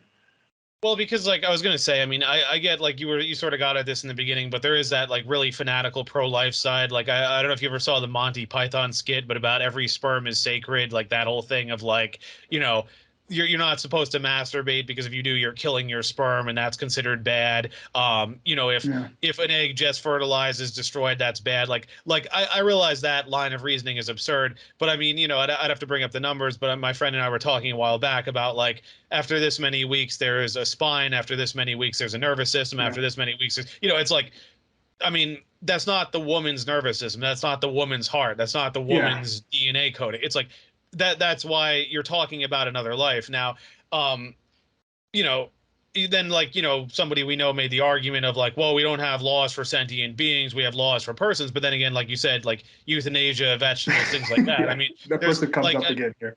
Yeah, like I mean, like even like that debate even regarding circumcision, like is it fair to do that to a baby because they have no idea, they can't consent to it? Whereas if a grown man does it, okay, he can say, all right, I've weighed the benefits either way, I know what the consequences will be, I'll do it on my own. Versus, okay, you're just doing it to somebody when they're a baby and they don't know better. And like you made the analogy, it's like, oh, I did this to you when you were drunk, you didn't know, what's the big deal? It's like, okay, but still, do you have the right to do that? That's the point. Yeah. And this person was being called out, the person who commented that, and they said, oh, this, again, a typical deflection. I think it's aggressive to force a woman to full term after she's been raped or the birth is going to put her life in jeopardy. And I think the old adage, what they don't know won't hurt them, would come into play. This person himself is brain dead, because this person right here talks about a situation where it is considered rape if a woman willingly gets drunk, is blackout drunk, you have intercourse with her, and she doesn't remember it. It is still a violation of her body. It is not valid. So she says, if the woman can't remember getting pregnant, they shouldn't be forced to get pregnant, and they shouldn't be forced to carry to term, and it's not an issue because the life she ends won't remember ever. What? And to me, this is why I'm saying this thing is going to even out, because I haven't heard people who there's a few people who are like me who are just yeah, I'm pro-choice, but it's ending a life. But very few people are actually on that side. So I think once people realize ending the life, and for me that ending the life, once I realize it's ending a life, that's where I say, yes, I want certain protections for that life at that point. That's why I'm thinking most people will just come towards that where Europe is, well, it's 11 to 20 weeks. That's how most of the people are actually going to be on it. This it's very, very frustrating. Now, like my friend with, well, we can't agree on what murder is. I'm like, that's not true, because then how would the law operate? Because this to me, again, I don't want to make I'm trying to fight the urge not to make it a left versus right thing, but I was thinking of what one of our friends said a while ago in a comment about how for most people, language is about describing reality. For leftists, drawing from postmodernism, it's about a reflection of power dynamics. So they want they want words to be redefined to get to the conclusions they want. But then my issue with this is that well, okay, but then what happens to contracts? What happens to the laws? If you can just redefine words on a whim, what happens to the law? Okay, we're going to change what murder is now so it can happen. We're going to change what this contract is so it can happen. I mean, and then my friend brought up self-defense going to wars, but I'm like, okay, but self-defense, we have clear terms for. If someone strikes first, you're allowed to defend yourself. War, you go to war knowing you have to kill and could be killed. I mean, those are cleared upon terms. That's not the same as someone coming up to you and shooting you out of the blue. I mean, that's very disingenuous. Yeah, we have to have some level of, and this is the thing, this is the establishing to actually have conversations with people. I understand the average person would probably not be able to sit down and have a conversation like Stephen and I are having about this. I probably would not be able to sit down and have a conversation like this back in 2014 when I had a whole different take on this. And I'll probably expand on that further on below, where it's I had to apologize to the person who I had this mental thought with, because if I had, anyway, it's that was before I actually looked into it. And this is me choosing to be more into politics, look more and research into these actual topics, get to things exactly seeing this, where instead of just accepting what people say, oh, the poor women, oh, the women who are raped, because I thought yes, it's horrible the women go to rape. Yes, it's horrible about the women in poverty. We need to actually deal with these people. But then you actually look at the statistics, the amounts of actual rapes that are reported. Now, again, some of them aren't reported, but even if it's not reported, it's not a situation where the amounts of abortions that are in this one study that I saw in Florida, or it was in Florida, and then also one that did a further one. Yes, it was a few thousand people, but you look at the actual things, and it's still a situation where it was less than 0.1%. So even if it's 3 times, if it's 10 times that much, it'd be 0.1%. And yes, that is still that could still be millions of women when you're talking about a global population. It can still be hundreds of thousands of people when you're talking about a population like the United States of America. So that's still a lot of people. But for most people, they're accepting that those people in those situations, most states, most locations that have limitations, have exceptions for them. And that's something that I didn't really know. So once I saw that, I was like, okay, it's horrible, and I need to advocate for exceptions in this, because that's where I stand on this. Then I saw, okay, the poor women, there's a lot more. There's the poor women than women who are just being raped. They might just not really have the knowledge, or not, but in some kind of situation. But then I actually looked at the figures. This is a chart that you sent to me. I think Rollo Tomassi or somebody else had posted this with the abortion rates among income gap. And it turns out that I just sent it to you in the chat, and it turns out that 31.9% of those who abort are 400% over the poverty level. And then the inverse, that's 3% more than those who are below poverty level, which is about 28% around there. And then most of them are between that. But 200, so twice and over the poverty level is more than 50%. So it's actually even more than 50%. It's 60% of them. My maths again are terrible, so I'm going to try. Okay, the maths here is 16. So yeah, it's about 50% are over, 200% over, and then 50% below. So why is it that we seem to focus on the same percentage of people who are in there? And yes, maybe the same, because the women who are wealthier, who are working with these businesses, the Apples, these Fortune 500 companies, they're probably in that cohort of 400% higher, because especially younger women in their 20s, single women, tend to earn more money than single men in that same age range.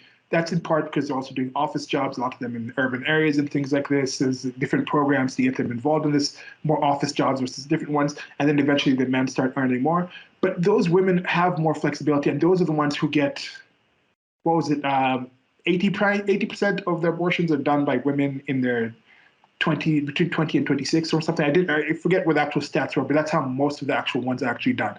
So that cohort, how come we're focusing more on the people in poverty versus the wealthier ones who could do that? Maybe because the wealthier ones already, okay, they're going to be handled, they'll be able to do it, so it's not really that big of an issue. But realize that when that happens, that there's as many wealthier ones. So it's not necessarily also an issue of not being able to afford having a kid is the primary reason people abort, because these women in the 400%, they could probably afford it. Yes, their quality of life would change. You would have to make certain decisions. Maybe they have different hopes.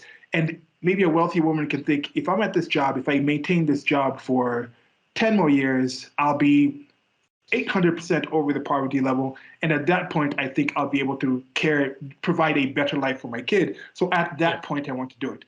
But to try and pretend and act like due to some lack of education, this woman was smart enough to be educated to earn that much, but isn't smart enough to be educated to plan how to not conceive. Like, I don't know. What's your take on this realization?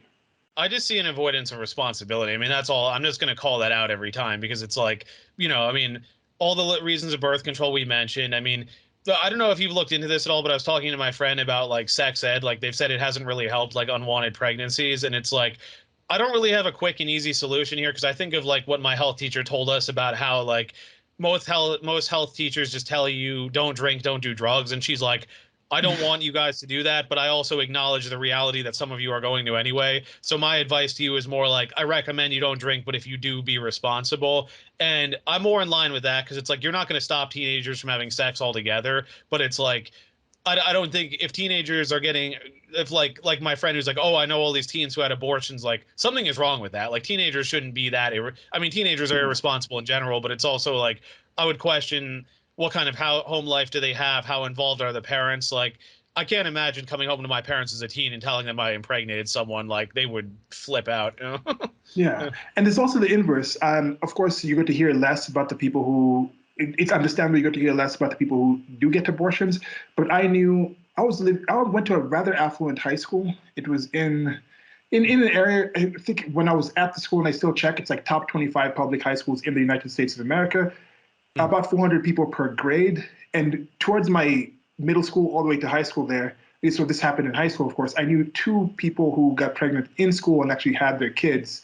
And you also have the inverse. Yes, it might be shocking for some people, but then some people, their parents will step in and say, okay, yes, we'll take care of the kid, or we'll help you raise this kid, or there's different things. So it's not just the focus on the people who, oh, this is ending their life, this is horrible. For as many stories that you have people like the Anna Navarro saying, oh, it's a struggle, this kid has Down syndrome and this family is like struggling to raise him. There's the inverse side where someone's like, yes, I decided to keep my kid regardless of them having Down syndrome. I have a sibling who has Down syndrome and their joy, yes, it's some struggles, but that still makes me stronger. Like I still couldn't imagine life without this person. So there's still those positive sides of it. Like this idea, yes, I understand focusing on the negative because the negative brings more harm to us, but this is a situation where it's like, 2 people, 2 twins, you ask them, one of them drinks a lot, one of them doesn't drink at all. Why do you drink? Why don't you drink? One of them says, because my father drank a lot, so when I get stressed, I drink. And the other one says, well, my father drank a lot when he gets stressed, so when I get stressed, I never drink because I understand that could lead to something negative. So it's like the same situation, but people just want to look at it at that one way. And again, I think the key part of this is just trying to identify and understand, what are you seeing as a life? Whose life are you focused on more? And to transition to that individual that we mentioned, he had this one thing, like I shared this with you before, it's just, I don't understand where this person's stance on this. And I was trying to have a conversation with them, and I have a separate post about it, Roe vs Wade, it's not about the zygotes, trying to talk about, I'm talking about this as a life. And he was insisting that it's talking about a person, and personhood isn't there until somebody's like in their teens. And I'm like, what are you on about? But they have a certain mindset for this where they say, okay, there's a lot that gets prevented by this stupidity, besides just civilization saving abortions. This is a threat of all kinds of genetic reproductive advancement. It's also frankly horrific and outrageous if you value life and liberty. where do you think this person is coming from on saying things like this? And I'm not going to mention the other thing they said with the ghettos. We'll discuss that a bit. But yeah, where do you think their stance is on this? Well, again, I think it's sort of the Rothbardian argument regarding abortion, which is, one of probably the rare areas I disagree with Rothbard on, where it basically the fetus is an unwanted parasite, and because it's an unwanted parasite, the woman has a right to evict it from her body. Now, of course, that has obvious issues too, because like I said, I mean, when Rothbard wrote that in the 70s, we didn't understand as well what went on in the womb with like the new DNA code, when the body actually develops, all that. I feel like a lot of people echo that argument. I know Ayn Rand was pro-choice as well. I haven't heard her justifications, but I'd imagine it's probably along similar lines. Because if you notice, a lot of objectivists you engage, they'll be pro-choice, and they're very cultish regarding her. So it's like I wouldn't be surprised if that's the argument they're echoing. Yeah, and as we mentioned, a lot of the people who this individual is talking about is going to be horrible in the ghettos and things. Yeah. Like, I'm not quite sure, because in the ghettos, a lot of the ghettos are in places where it's not going to change that much. People are still going to be able to get mail. A lot of these are in blue states and things like that already, so they'll still have the same access. But even people in the ghettos, I don't really think so low about them, nor do I look so low about the people who might struggle the most are people in red states, some of maybe lower IQ, more financial struggles, who have different sorts of environments, who they're in states where now it's bad. Like if you're in Alabama in some town and you're like, but there already they had the communal type of thing where I think you have a lot of people getting married and having kids a lot younger. But that's the key thing that I'm saying. Things are going to change in that landscape. Once people realize there's something different, even the people who are more flexible, riding that cock carousel that we've talked about, we know there are a certain subset of people, maybe 1 million people who kind of use this keep a nigga baby. We've talked about different things where it's like they'll have sex with somebody, say they're pregnant, and see if this person will stay with them. And then if that person's like, I don't want to have the kid, and they leave, then some of those people are like, okay, I don't want to have this kid. Didn't manage to get this guy to stay with me, so I'm going to abort at the time. There's probably millions of people in that kind of situation. But if you have someone with that mindset who's irresponsible enough in their teens, in their early years, to just have this, like, you have a situation where there might be 1 million abortions, but doesn't mean it's 1 million women getting one abortion. You have a situation where there's like 1 million abortions, but it's like 750,000, and then you have like 500,000 of them get one abortion.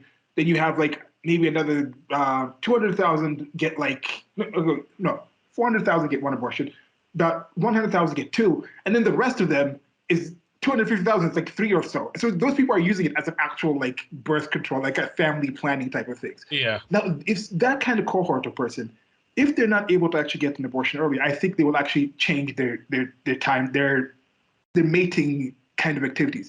But with some of them, if they actually have a kid early, that will reduce their chances of going out there and having more kids that they would, because they would not be able to sleep with the same sort of guys. It would also, there's also that aspect where it might change. It might reduce their ability to keep getting pregnant and keep having these later terms on where you're actually ending a life. So that's a different way of kind of looking at this situation that I think some people don't actually think about as well. I don't know.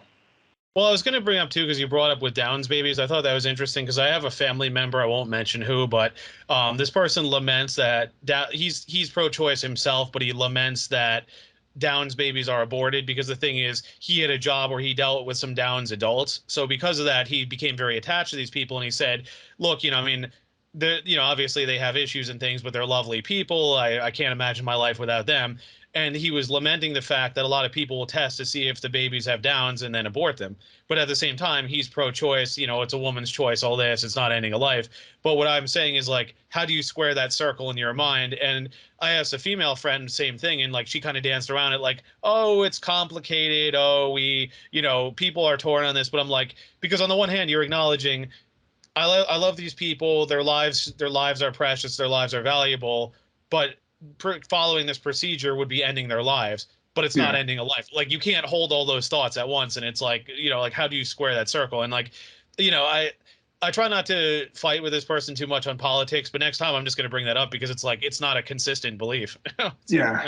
And people I think in general want to be consistent. And if you're lamenting them being the Down syndrome babies being aborted, well, what about the others? Again, we can bring up cases where the woman's life is in danger or whatever, but it's like, what if it's like, okay, I have an autistic brother. What if it's an autistic kid?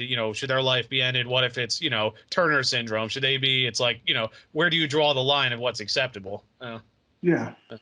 Yeah, and that's something that you'll see, and I think the state that had the least protections in Europe, in the European Union, was Iceland, and there they have almost like they have some of the lowest rates of Down syndrome in the world, in large part because that's something that is just generally socially accepted to just whenever you find out there's Down syndrome, you just abort. That's just something that's just generally done in that culture. But I know some people in different places, Scandinavia, that have some siblings that do have Downs, and for them it's different. So there also is a smaller movement raising awareness towards this.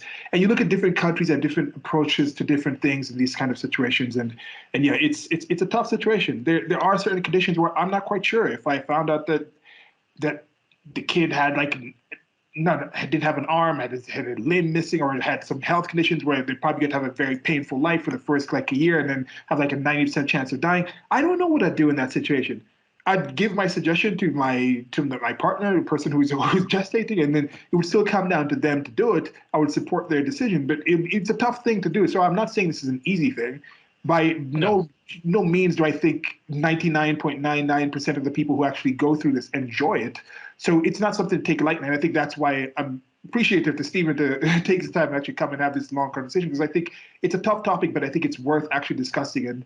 And we enjoy talking about some things that are more light and not as serious, but this is something I think it's worth actually discussing in a sane way. And I think when you actually talk about it and you realize that a lot more people are stable and just right thinking in this than the lunatic fringe that you see on either side of this, who just make these caricatures of the people. It's something that I think is good to focus. There's people who walk around. There's that one meme where it's like nobody.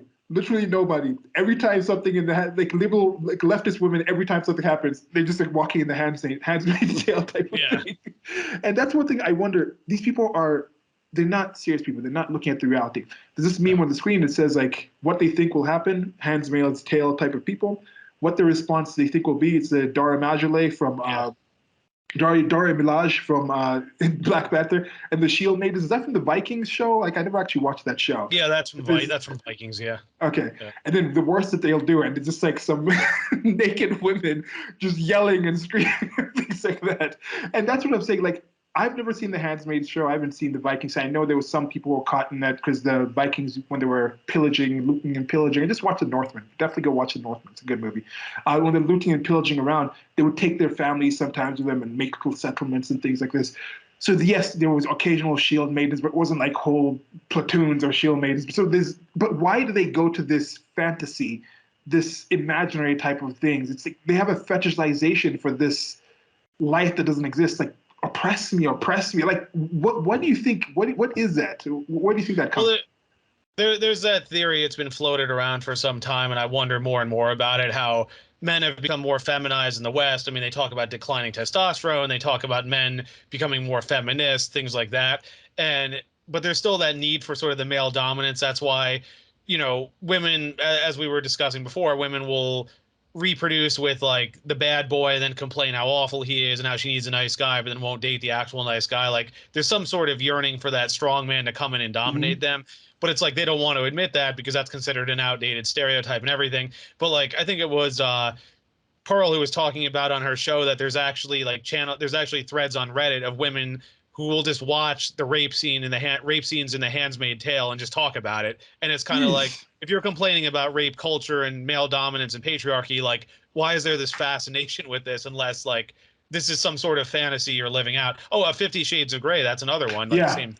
Yeah. It's again, it's if that's not what you want, why are all these women reading this book and seeing the movie? Why are all these women fascinated with this? That's another thing that I know the whoopsie I did some time back.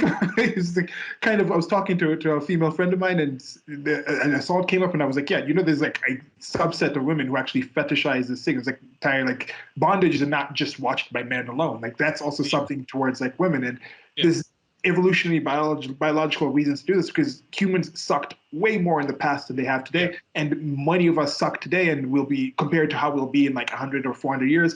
We're constantly getting better. We take some steps back in general, but society as a whole seems to be improving, becoming more ethical as we understand more about life. And that's why I think with this, as we start to understand more about reality of abortion, of what actually happens, I think we'll become more ethical and more understanding on the situation.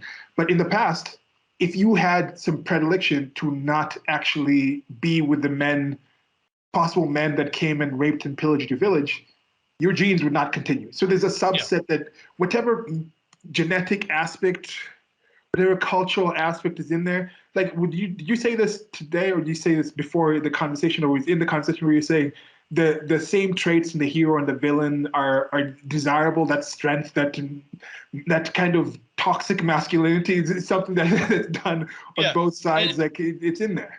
Yeah, I mentioned that, and I was just thinking of like Beauty and the Beast. Like you think about the Beast and Gaston, like they're both.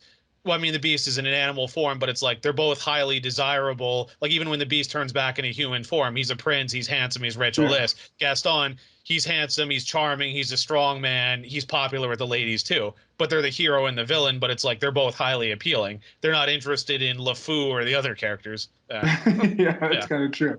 It's another good movie. If you haven't seen, I heard that the one done with like Emma Watson, the live action one, was pretty much one of those like shot by shot remakes. But for some reason, I'm just like, I don't want to watch this. I don't think Emma Watson's a bad actress. It's to me, Beauty and the Beast is one of my favorite Disney animated ones, and I just don't want to spoil it by seeing something else. Yeah, they added some new scenes. Like I haven't watched it, but I heard, like, for example, they explain how like the villagers forgot about the prince and everything, because that always didn't make sense to me. Yeah, because there was the villagers in the castle who were turning into things, but the villagers, how come they never mentioned that there was a prince in that castle? Why did they think it was a beast? Yeah, because it was like years of that family. Yeah, good. Yeah. And I thought that was a good touch, because it's like if some curse like that were to befall our government, everyone wouldn't be like, wait, what happened to the government? No, he would know. But then they explain, like, okay, there was a spell, that was part of the spell, is that it blocks out the memory of all those people existing and stuff. So like little things like that were good. I don't know if I liked what they did with Gaston though. Like they had Luke Evans play him. I don't have anything against Luke Evans. I like some of his movies, but like he's not this big hulking guy. He has more of an average build. So like there's things like that. What else? A lot of the lines are the same. They added a few more lines, like you're saying. Yeah, I mean, I may watch it at some point just out of curiosity, but I don't know. My guess, I don't think I'm going to be blown away by it, but you know. Yeah. Right, go ahead. One other thing I wanted to bring up, because you were talking about the bondage and everything, is I'm trying to find it for you, but there was a study. Basically, it talked about what it is they asked men and women what turns you on, and they actually hooked up electrodes to their genitals, and they saw like if they were indeed turned on by what they said. And they found that a lot of women were actually into a lot of the darker stuff. And it was interesting because if you asked men, like, what are you into? They would say things like, oh yeah, I like fat women. Oh yeah, I like big asses. Yeah, I like interracial. Like they were honest. But then in the studies, they actually got turned on by the things they said. But with the women, they gave politically correct answers like, oh, I just like watching two people kiss. Oh, I just like typical sex positions, whatever. But a lot of the women were actually turned on by like darker, like more sadistic stuff based on the readout of their genitals. So what they're trying to illustrate is men can have kinks and things, and men, we can be open about it. But a lot of women, they're afraid to be open because they worried it's going to be perceived the wrong way by them and their friends, and I guess the culture, you could say. So they'll actually lie, but deep down they do actually like those things. It's just they don't want to admit it. I thought that was a very interesting. Yeah, and that's why I don't really like those terms pro-choice, pro-life, because like pro-choice to do what? Then pro-life, which life? Like I think in general both sides are pro-life, as I keep saying. Like, but at the same point, I don't think life, any general recognition of life, is completely against realizing. We all realize that in order for us to continue living, other lives have to end. That's still a general reality of our existence. Like that's something that we factor in and we say, okay, are we going to deal with this? Which lives are we actually going to actually deal with? And I think with some of this, maybe there's a general aspect where women have to understand, like, if you're in that position, this is a bigger, stronger man, there's a level of you having to come to some level of comfort with you being domineered by this male. Yeah. And there's also that general aspect of just having the general understanding, like you want somebody who's big and strong because they've shown that they're big and strong, because in most of our life, they had to be out there killing other men and humans and animals by their own hands. So for you to have a complete, I'm against killing, you can't really, that's something that's been more of a privilege of living in modern society, where you can really be divorced from the practical ending of lives in order to actually just continue your day-to-day life. It was a practical, everyday kind of thing. Kids would see their parents end other lives on a regular basis before they're out to the it was a common type of thing. So I'm not too surprised with that kind of thing.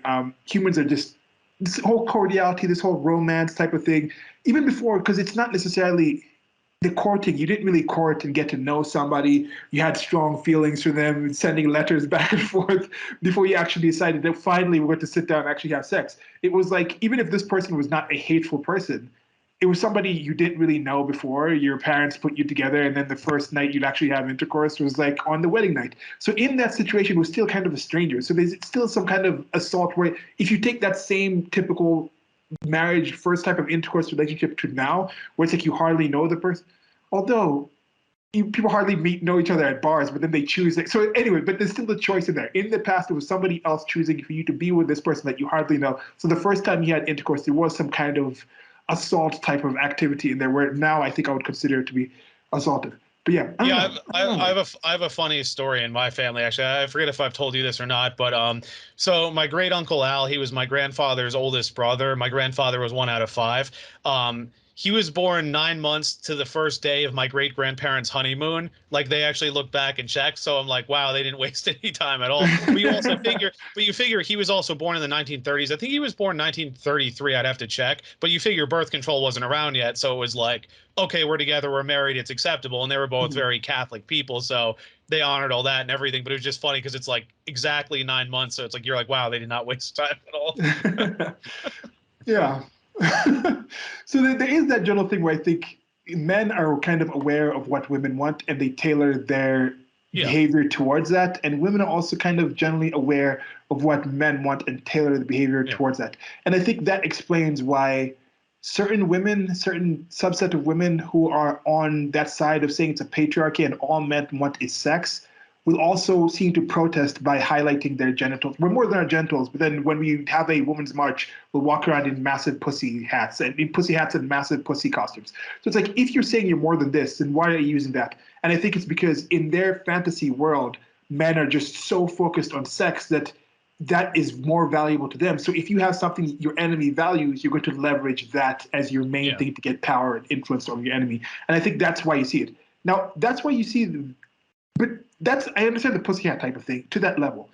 But these kind of examples, I'm talking about the loons, are the fraction, outnumbered by the stable people. There's a libs of TikTok, again, great thing, y'all probably heard about this, but this one individual goes on and she talks about sending her menstrual blood in a letter to the Supreme Court, and she's asking other people to do that. And I just looked at this, and I was like, only in America can one be as well off, as mentally just off the fucking reservation, to not only think about doing this, but think to record it, edit it, and be able to mail this biomatter, then actually post the video on an app from a country that would disappear you for doing this, and call that oppression and lack of freedom. That's where majority of the really activists out there. This is like some fringe stuff, but you see stuff like this, and don't broad brush everyone on the left who's like pro-choice with this person. I think majority of the people even out there protesting would see this video and be like, yeah, that person's got issues. So don't go completely off the the reservation on this. What's one of the, we've talked about a few, what's one of the more like abhorrent type of protests towards this that you've seen recently, or even like in the past? Wait, you mean on the pro-choice side, or either side? Because of course they are. One thing I don't know if it's going to get to this point. This is something I might see with the campaigning, where people bring back that whole thing of like showing the actual videos of the actual, or images. The people would walk around the placard and say this is what's actually happening. Yeah. I don't know if it's going to get to that point, because I remember when I was more pro-choice and I was avoiding seeing that, there would be some kind of mental block for me actually seeing that. But once I actually started researching it, even just the description of what was going on, I started remembering those images that I see and realized that I was putting a mental block to those images. And because even with the K through 12 that I was going through, I remember going online or something and seeing the development, I'm like, oh, that's a head, that's hands. I realized that, but it wouldn't stick in my mind.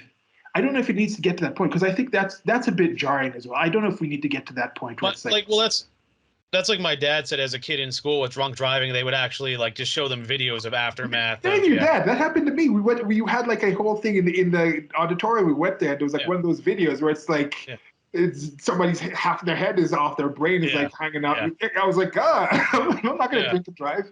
Yeah. Well, abhorrent things, because I was going to say, like, I want to be fair, like, there are pro-life fanatics, too, like the people who, like, bombed the abortion clinic, but that last happened, what, like, early 90s, people killing abortion doctors, similar things. Like, I hear about that happening, but it doesn't seem to be common, because there was that whole thing about right-wing versus left-wing terrorists, and they always bring up, like, the Oklahoma bombing and the abortion bombing clinic, which, like I say, was in the 90s. I think there was one in the 80s, too, but it's like, that happens so rarely. But yeah, just like these people like covering themselves in fake blood and dancing and like, I shout at your abortion, I had this many abortions. I mean, I feel like this happens like every few years. I mean, it's happening more now because of this. Like you said, I mean, the majority of them, I realize like these are the extremes. This isn't most people, but like, it's just strange because I even remember as a kid, the whole safe, legal, and rare thing, like, you know, I didn't want to have an abortion, but I felt it was the best choice. Like I've known at least one woman who had one and regretted it. And then like the next time she got pregnant, had the kid. So like you hear those stories too.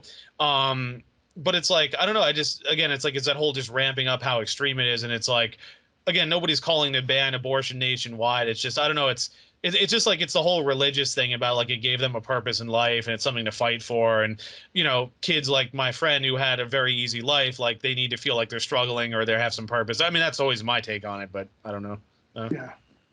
Yeah. Like I wonder where this person who's sending the menstrual blood is coming from. It's a weird situation, but go ahead. I heard something earlier too. It's a little unrelated, but kind of related to your last point.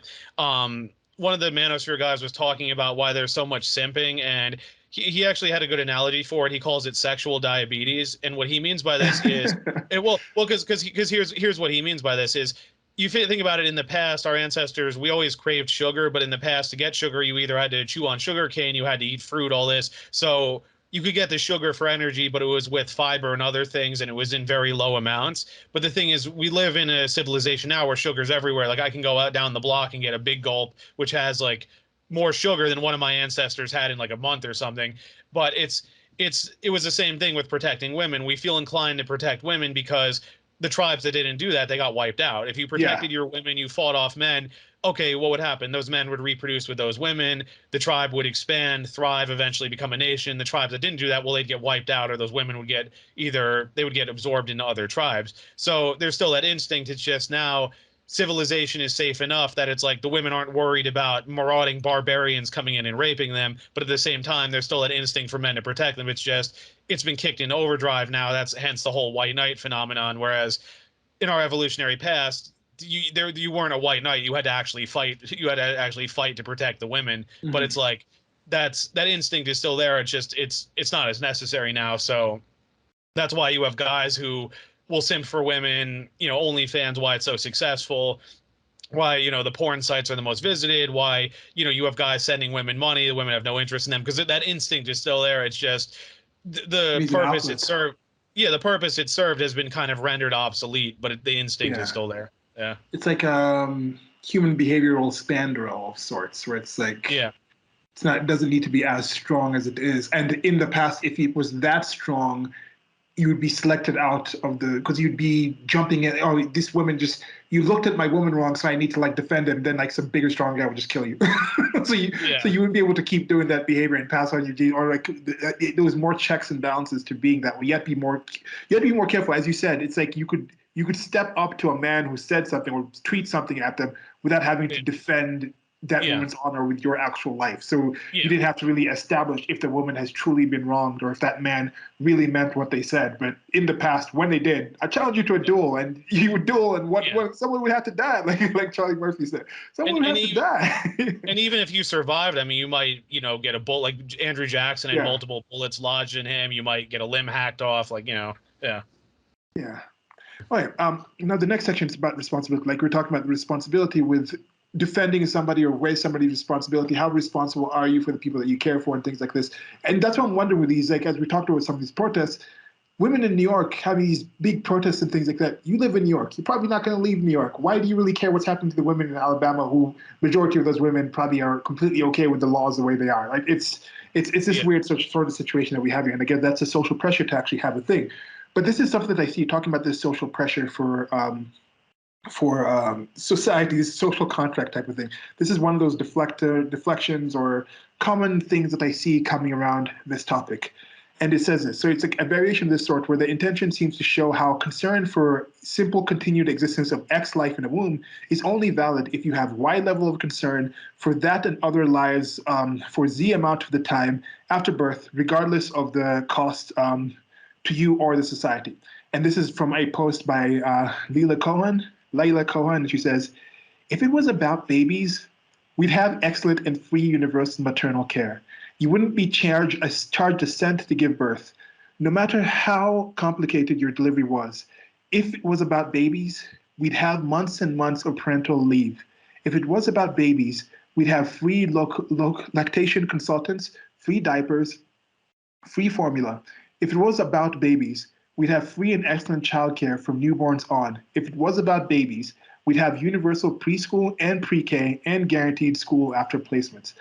And I'm just wondering with something like this, what would she think about maybe the laws in Kenya? Is she saying, oh, it's not about babies in Kenya. They're just, oh, it's those backwards Africans who are just so pro-man, they don't really care about the women. Maybe that's what she should think about that. But I wrote this about this. Like, I disagree wholeheartedly with the sentiment and thinking it's, again, just an unserious person. If somebody says this, they're not really, I don't think you want to engage them in conversation because they're not being honest. Like, I can say I do not support people burning down their businesses, the businesses they can't afford, without having to pay the mortgages for them, without having to say, okay, you can't afford that business, I'll step in for you, or suggest that some other X people use force to get money from other Y people so they can redistribute it to Z people and claim that they must burn all the businesses they can keep finding themselves running, that they can't run. I don't think that's a situation. No people actually think this. Like, after all, if they aren't allowed to burn it, it'll be forcing them to run those businesses, right? Like, if I don't support that. No, not at all. Running a business is a privilege, not a right. So, and with a business, you can say, yes, a successful business would be good for people. Most successful businesses are normally good for people outside of the state, which has monopoly protections for certain things and enshrined interests that set up set up things where you can keep working without actually providing a general benefit to society, instead of just providing a benefit to a small group of society that has control over who can enter that market. So separate conversation on that. So you can argue that that actually has a situation where it's more.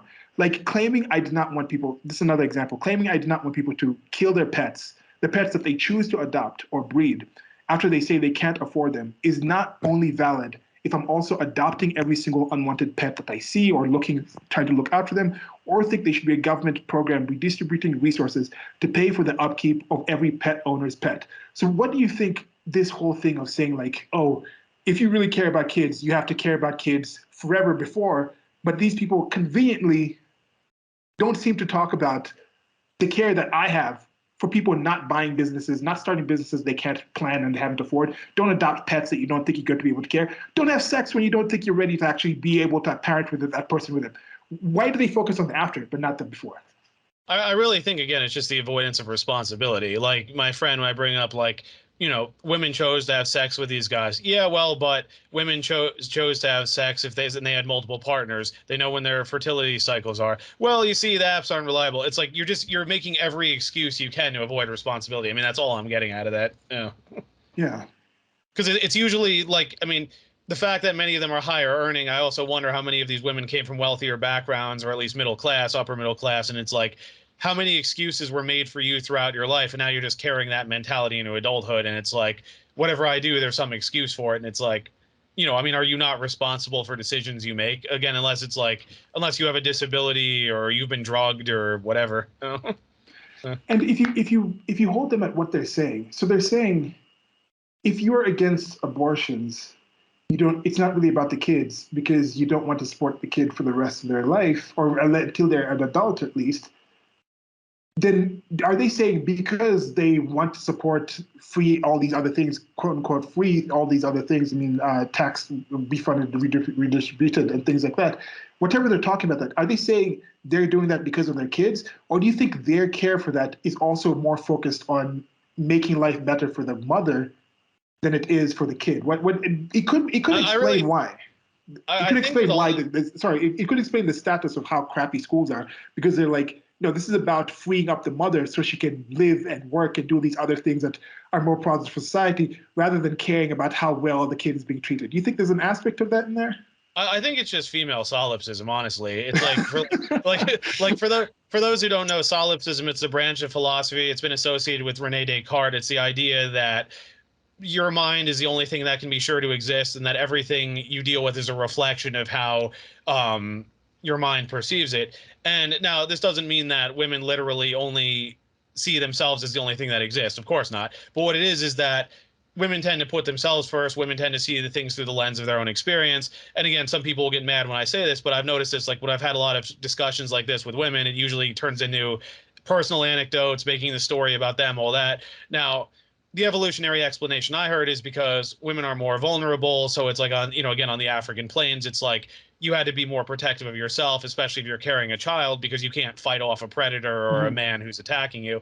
Now, does this mean women don't care about other people? Of course not. I mean, but there is that evolutionary instinct still there. And I think the whole we're more compassionate thing is generally a mask for it. And the reason they do that is because nobody can come out and say, yeah, I'm selfish, I care about myself. So it's like it has to be presented as, well, I'm doing this because I care about other people.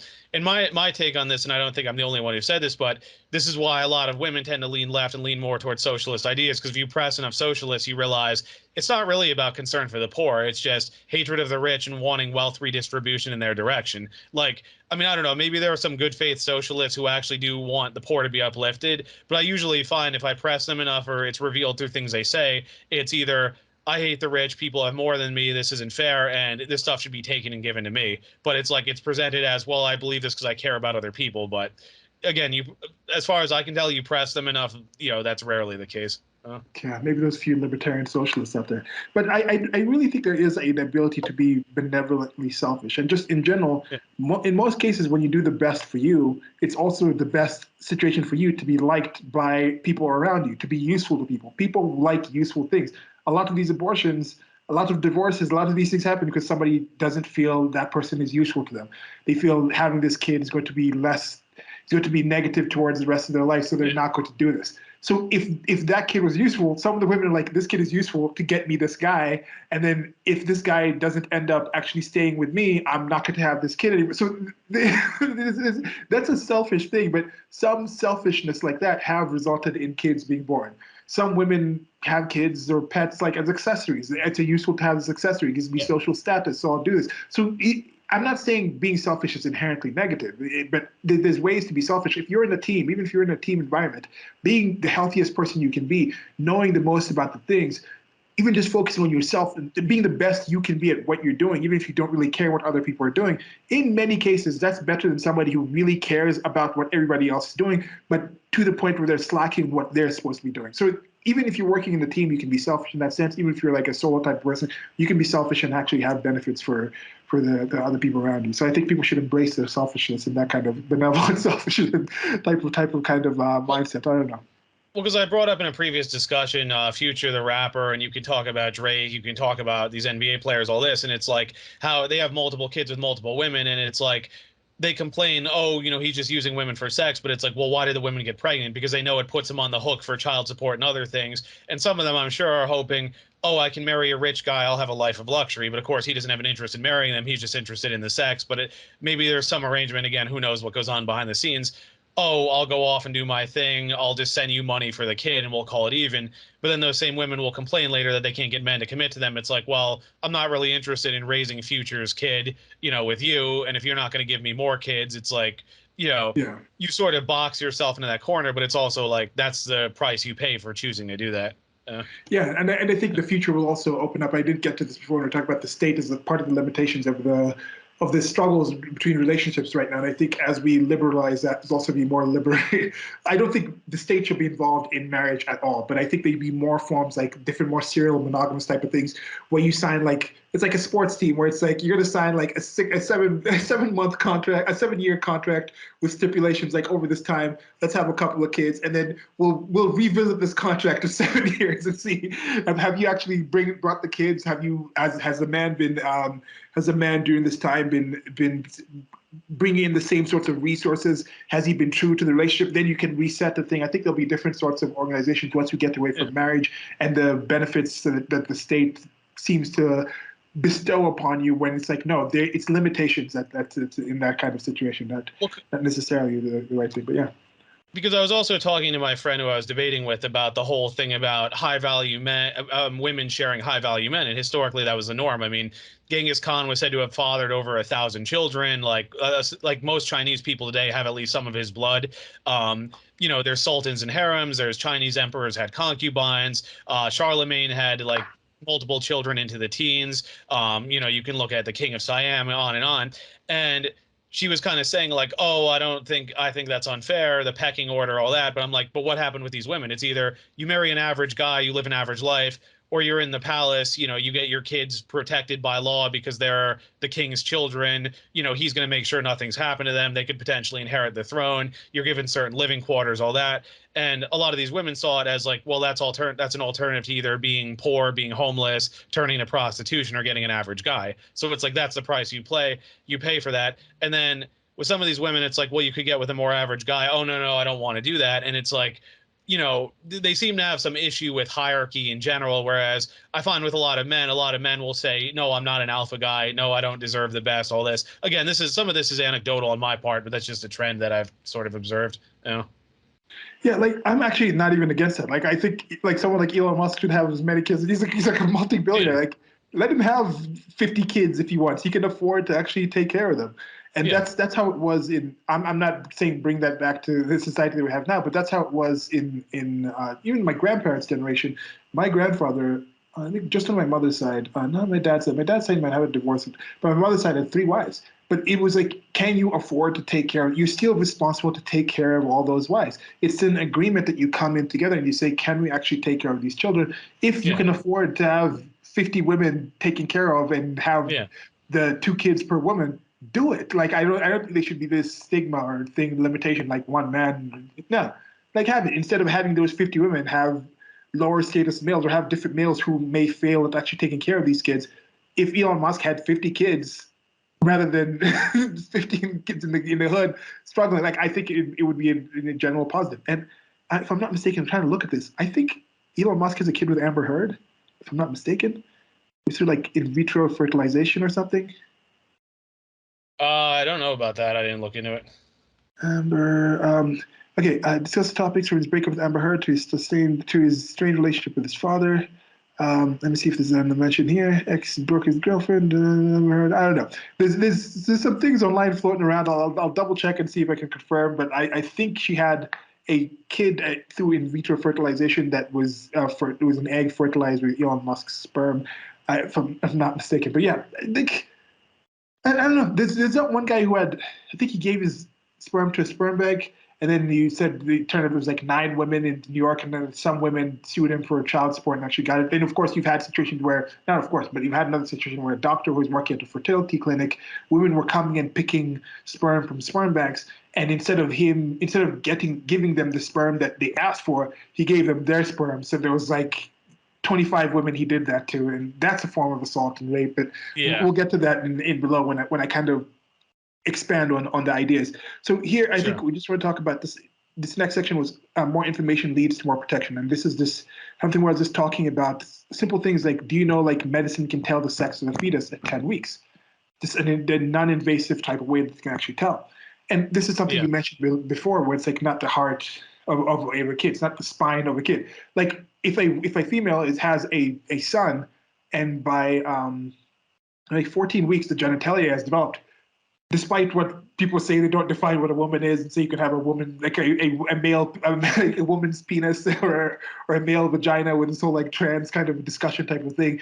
This is different. I don't think a average sensible person would literally look at that fetus and say, oh, that's the woman's penis that's within her womb. They realize that it's a separate body with a separate life that is in a sort of parasitical type of, in the general just definition of what a parasite is.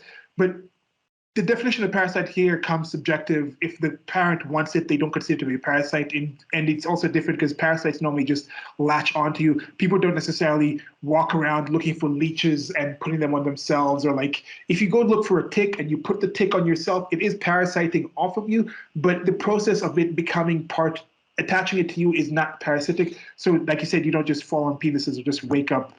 Yeah. Unless we'll talk about it before. So something like that, I think the more knowledge that comes out in this, I think people will change their mind. There's more people who are like pro-choice because it's not a life, it's a woman's life alone, who get more information about it and then decide, okay, I see why people are asking for protections for life. I have almost heard of nobody who was like, no abortions at all, and then got more information and then was like, okay, let's have some until like second trimester, things like that. That kind of aspect of it doesn't necessarily happen, but I can imagine some people getting more information and realizing, okay, if somebody's assaulted, I might understand. But what is your general take on this, on people learning more information about this? What do you think some of the key things that people learn might change their standpoint on this? Or when did you actually have a thing where you're like, oh man, that's a life? Did you have a point where you can think of that?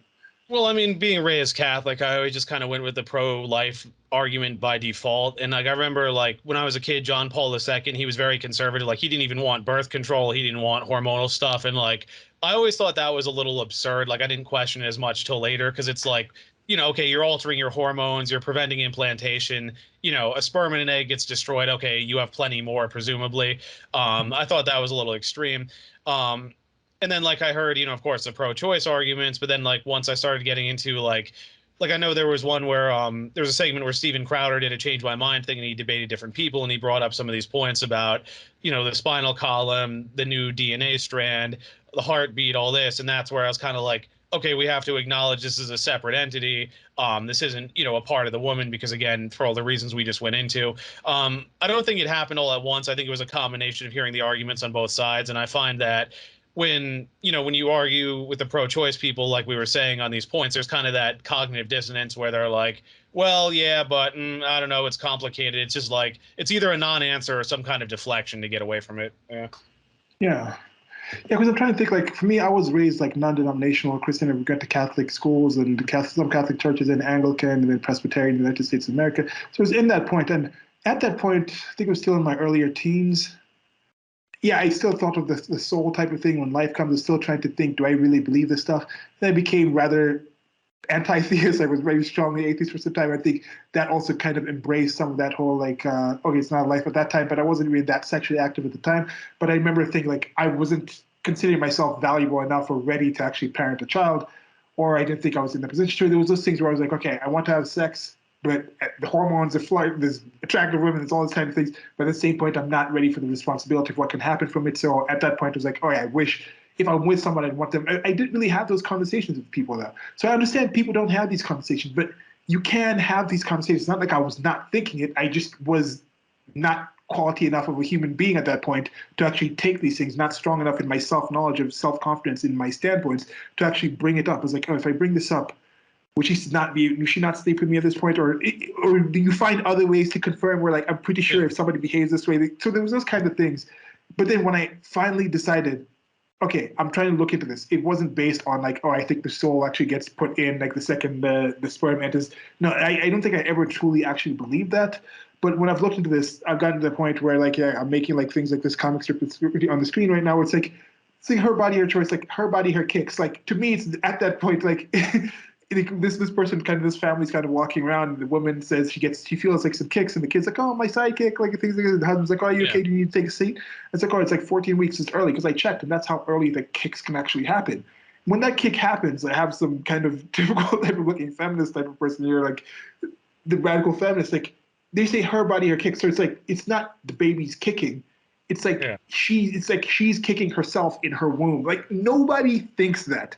No. The amount of people that can truly actually think that, it's got to be like 100,000 people in the entire world who can literally actually think that. And that's what I'm saying.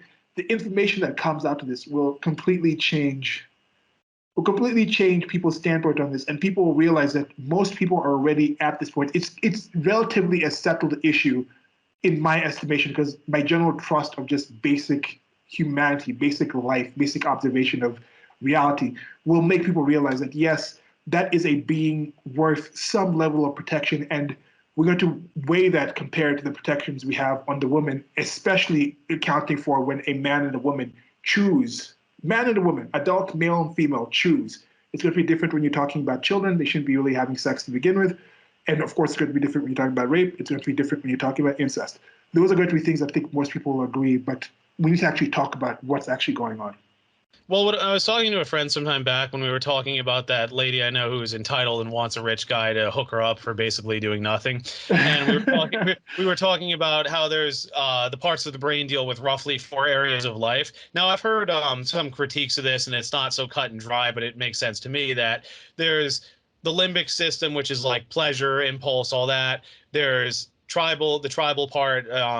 Again, I forget the parts of the brain, but like for the limbic system, it's like the amygdala, hippocampus, a few others. Then there's the family, and then the 4th one is like abstract reasoning, which has to do with like math and logic and stuff. And that's like the frontal lobe, I want to say. And yeah, again, I mean, I'm not super well versed, but that's what I understand. But like, I feel with certain people, this issue, it's like they're still stuck on number 1 and 2, because like with a lot of women, they feel like, oh, if I take this side, I'm siding with other women. And it's always like, oh, well, a woman could have a sex with a guy and he could have been a bad guy and she didn't know, and all this. And it's like, or, like that relative, oh, well, the Democrats are pro-choice, so I'm pro-choice. Like, it's things like that. Whereas if you're dealing with the abstract reasoning, which is a higher level, and again, to be clear, nobody does abstract reasoning all the time. I mean, those features of the brain are, those systems of the brain are features, not bugs. I mean, if we didn't, we evolved in tribes, we evolved to respond to pleasure, all that perfectly reasonable. But there's a certain point where I feel like with some of these people, they're not reaching that 4th level of the brain. Like they keep going back to the tribal area where it's like, I'm supposed to have this, and then they just rationalize it to make it fitting with either siding with women, siding with their political party. If they're with a woman who's pro-choice, they want to be on her side, things like that. Yeah, that's the thing. There's some situations where we're just limited. Like if it's a language or some example, like I just don't know Chinese. You just wouldn't expect me to understand Chinese. You could sit here and explain to me something in Chinese over and over again, but my mind won't just be able to understand it at the point. It's going to take some time and training and investment to actually learn the basics of it, understand it. So some of these things, yeah, some people just can't really conceptualize that. Like a typical thing is like drawing. Like I can draw pretty well. I don't assume that everybody else I'm talking to can draw like I draw. So when I'm seeing a situation and having a conversation or think of something, like I can picture it. How would I put it as a comic book? How would I try to depict this? But it's kind of tough for me to, it's been tough for me to just realize that most people just don't have that aspect, that ability to do that. So sometimes when I'm thinking about something politically and making it abstract, it's like, how come I can see this? But then I also realize if I look at like a mathematical equation, like there's people who know math, like rocket science and stuff like that, who look at these things and it just makes sense. And I'm just like, what?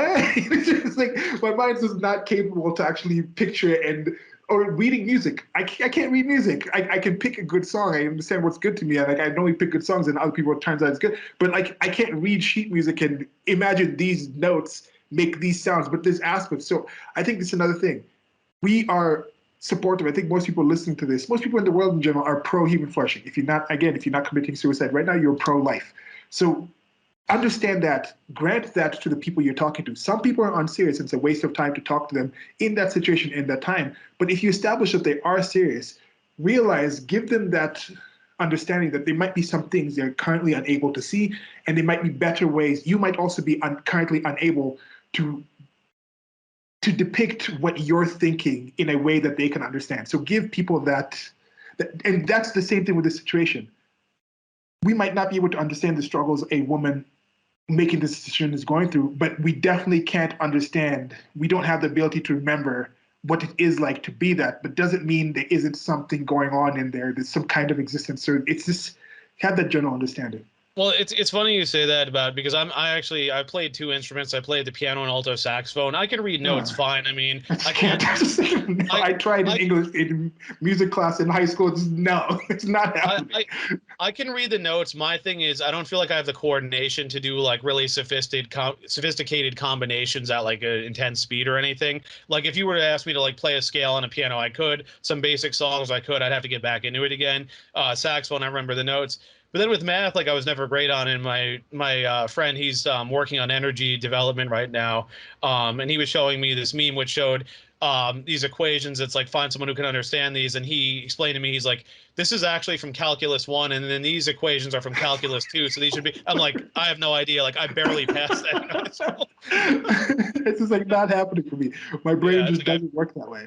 And like yeah, you said, like there's also that other limitation. Somebody might be able to mentally understand it, but just have a physical limitation where they just can't actually do anything. It's tough, but I think yeah, we're trying the best, and that's kind of what I think of when I think about things doing over the better. And I think like even like the misanthropes who don't care much about like human flourishing, like the things they'll support. And there's also people who unintentionally or not end up doing things that are kind of positive that most people would agree are good.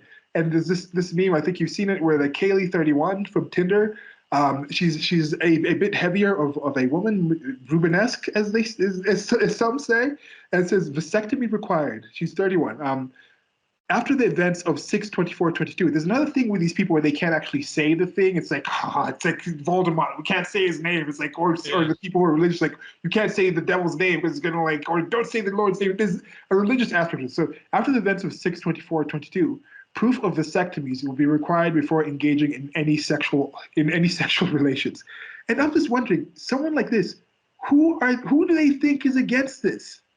mm, Like what kind of people are they dealing with? When Kamala Harris has this video, you can also check it out. I might put a clip here, but it's there. A short clip. She says, "If you are a parent of sons, she's like, if you're a parent, you know how she talks. She's like, if you're a parent of sons," and then she's like nodding, like she's about to say some real heavy, deep shit. Do think about what this means for the life of your son, and what will it mean in terms of the choices he will have. And I'm thinking, this woman, Kamala Harris, the woman who's posting that, what kind of low quality males are they around? That they yeah, that they think these men will not be able to choose better actual mating strategies. And most men consider the fetus to be their child long before the actual child is born. So this whole idea that the majority of men that would be upset that a woman has less chances, there's more protections for their unborn child. Like, I think most men will be happy about that. Most men do take responsibility. So she's yeah, talking. What kind of crappy man is she talking about? What kind of crappy person this Kaylee think? Kaylee, if you actually decide to sleep with people who are having a more higher standard of being more prepared to parent before they have intercourse, you'll probably find better guys, possibly even a quantity of a larger amount of guys who will be willing to actually care for you in a more strong, like people might be surprised, and that might be a thing. Maybe they just know shitty people. Do you think there's an yeah, aspect of this? yeah. Because that's kind of like what we were saying about like, oh, my friends got pregnant and the guys left, but then it's like, well, why were your friends having sex with those guys? And that goes into that whole bad boy dynamic of like, yeah, you were physically attracted to him. Um, how you're physically attracted to him, but it's like you didn't think through would he be good long term and everything. But then the more average, nice guys that would actually stick around are basically invisible to you because they don't meet those markers. They're not, tall enough, rich enough, good looking enough, whatever, so they get overlooked. But then you only see the men that you'd be interested in anything involved with. So you complain about their flaws, but you're still willing to reproduce with them. Yeah, I guess. Yeah, there's because even That's what even the that's what image. uh that's what Pearl talks about all the time. How like these women will say like, oh, all men are pigs or whatever. But what it is that all these women are going for the top tier guys who are sleeping with multiple women, but they're not going to commit to any of those women. Then those women get mad and they're like, these men are pigs. All they want is sex. And then it's like you could have gone for a more average guy who would have committed to you, but you've become what Tomasi calls the alpha widow, where once you've been with that high value guy, you see anything else as a downgrade. So it's I just have to find the guy who will commit to me. But in reality, it's those guys won't commit to you. They're committing to supermodels or whoever if they do commit. So, but then the guys again that are more on your level that actually would build a family with you, it's no, they're beneath me now. So, Yeah, and also the bit of the inverse I see is there where like someone's like, oh, all these women are sluts, but then they're like, oh, at the same point, the PUA, I'm gonna keep like sleeping with these women and not committing to them. It's like, well, if you're dealing with that quality of woman, you're probably going to have a different skewed idea of what women are. But the average woman is not that level. The average woman who's a decent woman has probably been wifed up and is with somebody and will not give you the time of day if you're in that kind of mindset. So that's something to think about. Yeah. Yeah. Yeah, because like my friend who like, oh, I want marriage and stuff, but I'm going to sleep around until I find a wife. It's like those are mutually exclusive. You sleep around, you're just going to get women who sleep around. You want a wife, you have to find wholesome activities, find women that are still single, and then, okay, do you want a family? Let's build a life together. Yeah. And okay, there was something here that is posted by Robert Veitch, and this was from Richfield. This is somebody who like. I just realized I got this completely wrong when I did it in the post. I might edit it by the time you read this. I shouldn't even be saying it because I can just edit it without y'all seeing. But somebody posted this thing from a newspaper. It says, overturning Roe requires another law be passed that ensures men bear equal responsibility for pregnancies. Call it the Personal Responsibility Act. Using DNA as a verification, paternity for every embryo should be established and the male responsible obliged by law to support the woman and the child through the child's majority, including medical costs, living costs, education, all the costs the father normally assumes for the child. In addition, the child should have a full share of the father's estate if and when the father dies. If women cannot decide whether or not to carry the child, fathers should not be able to decide whether or not to support the woman and the child. It's about time men assumed responsibility for the consequences of their pleasure. This is Robert Veitch from Richfield, and our mutual friend wrote, child support laws already exist. Men can be held in contempt and fined or sent to jail. Also, the state can take away their driver's license and business license. These laws disproportionately affect the poor and people of color. Come on now. So a bit snark in the end there, but again, these are unserious people who don't actually look at the laws, because who's trying to pretend that in the West, the marriage laws are skewed towards men? Like, what world are these people living in? Well, because I even wrote that as a status. Your whole thing about, they say, oh, you're not a woman, you don't have a uterus, you can't comment on these issues. It's like, okay, what about all the issues that affect men? Are women allowed to, or should women be prohibited from commenting on those? And it's like, you ask that and you pretty much get silence. And it's like, they think, oh, I'm just saying that. I'm like, well, no. I mean, you can look up the stats. I mean, how many men die in the workplace? Men work more dangerous jobs. Men that get killed in wars. Men, die sooner. More men are homeless. The list goes on and on. And then one of my friends messaged me, like, what'd she say here? The child support thing is complicated because the woman can choose if she gets an abortion in certain states, but the man can leave later. I'm like, well, again, it's enforced by law. I mean, it's like, like there are men who miss child support payments and go to jail, as we say. It's just those women are trying to get revenge. I think men leaving is wrong. I'm like, yeah, I do too. But they should work out their mutual properties and finance. And then what I said is that I was reading that in the UK, their system makes a little more sense to me, because the way it works there with divorce is that the woman gets half of everything if she helped the man acquire the wealth and they can improve it. So like if the man and she started a business together and they ran it together for years and she divorces him, she either gets half of the income from it or they can sell it and then they can split the proceeds 50-50. But like that makes a little more sense, but there has to be proof that she actually helped him build it. Like it's not just, oh, you marry a rich guy, divorce him after a year. There has to be proof. And then alimony there too. I don't know how it is here, but there it's only 4 years or so, except like maybe in certain circumstances. And to me, that's reasonable, because like if the woman was relying on the man and financially, like, okay, give her a few years to sort of get on her feet and like get a new career going or find someone else, whatever, fine. But it shouldn't be this long-term thing, because it's like, you hear these stories of women that have careers that divorce guys and then they keep getting paid money from him in addition to their paycheck. It's like, that wasn't the whole point of alimony. Oh. Yeah, and then you have, again, with these things where I'm talking about the state kind of mucking up the industry, where you have some women, of course, some women will be able to monkey branch and upgrade and get a better man who's getting more resources, or they just might be a better person that a man might be willing to come in and actually take care of her and the children and things like this. There's different levels of people. But you have certain situations where somebody might not be doing that well. They might be getting out to their age of being able to like have more kids. So they might get in a situation where they're actually encouraged because they're just making the calculation that I need these resources that I'm getting from the state to have this kid if I'm single.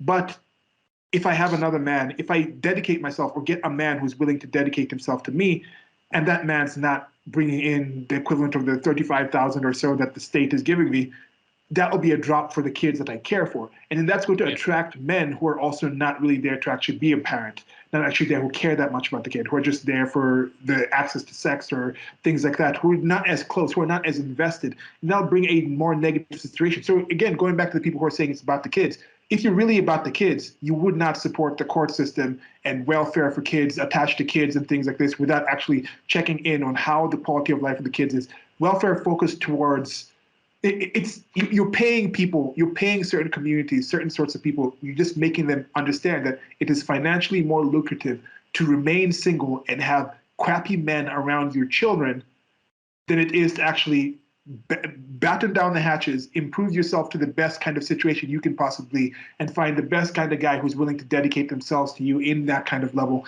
and you work and build towards something together, which I think for the longer term will be a lot more successful than just having that one first level things. But then we have different levels of time preferences. There's certain things where I'll just be like, I'm going to do this now and not understand if I saved my time and invested in, and I could have a better long-term future. There's other things where I'm not like that on. So to assume that everybody should kind of think the same way on it, it's not a good situation. Well, because I understand the origins of alimony. Like, okay, decades ago when women didn't work, a guy could leave a woman and then she was stranded. And if she had to raise kids and, you know, the guy was the breadwinner and she stayed at home, she was screwed. Like, I get all of that perfectly fine. But my problem now is, like, I remember there was even a discussion where there was a woman who was like a news anchor woman who makes good money, who still got alimony from her previous divorce. And it's like, or got alimony because she got divorced from her previous marriage. And it's like, she's a news anchor woman. She's probably earning 6, maybe 7 figures. It's like, you know, she doesn't need that money. So things like that, it's like, it's just pandering to women to buy votes. I mean, that's all I get out of it.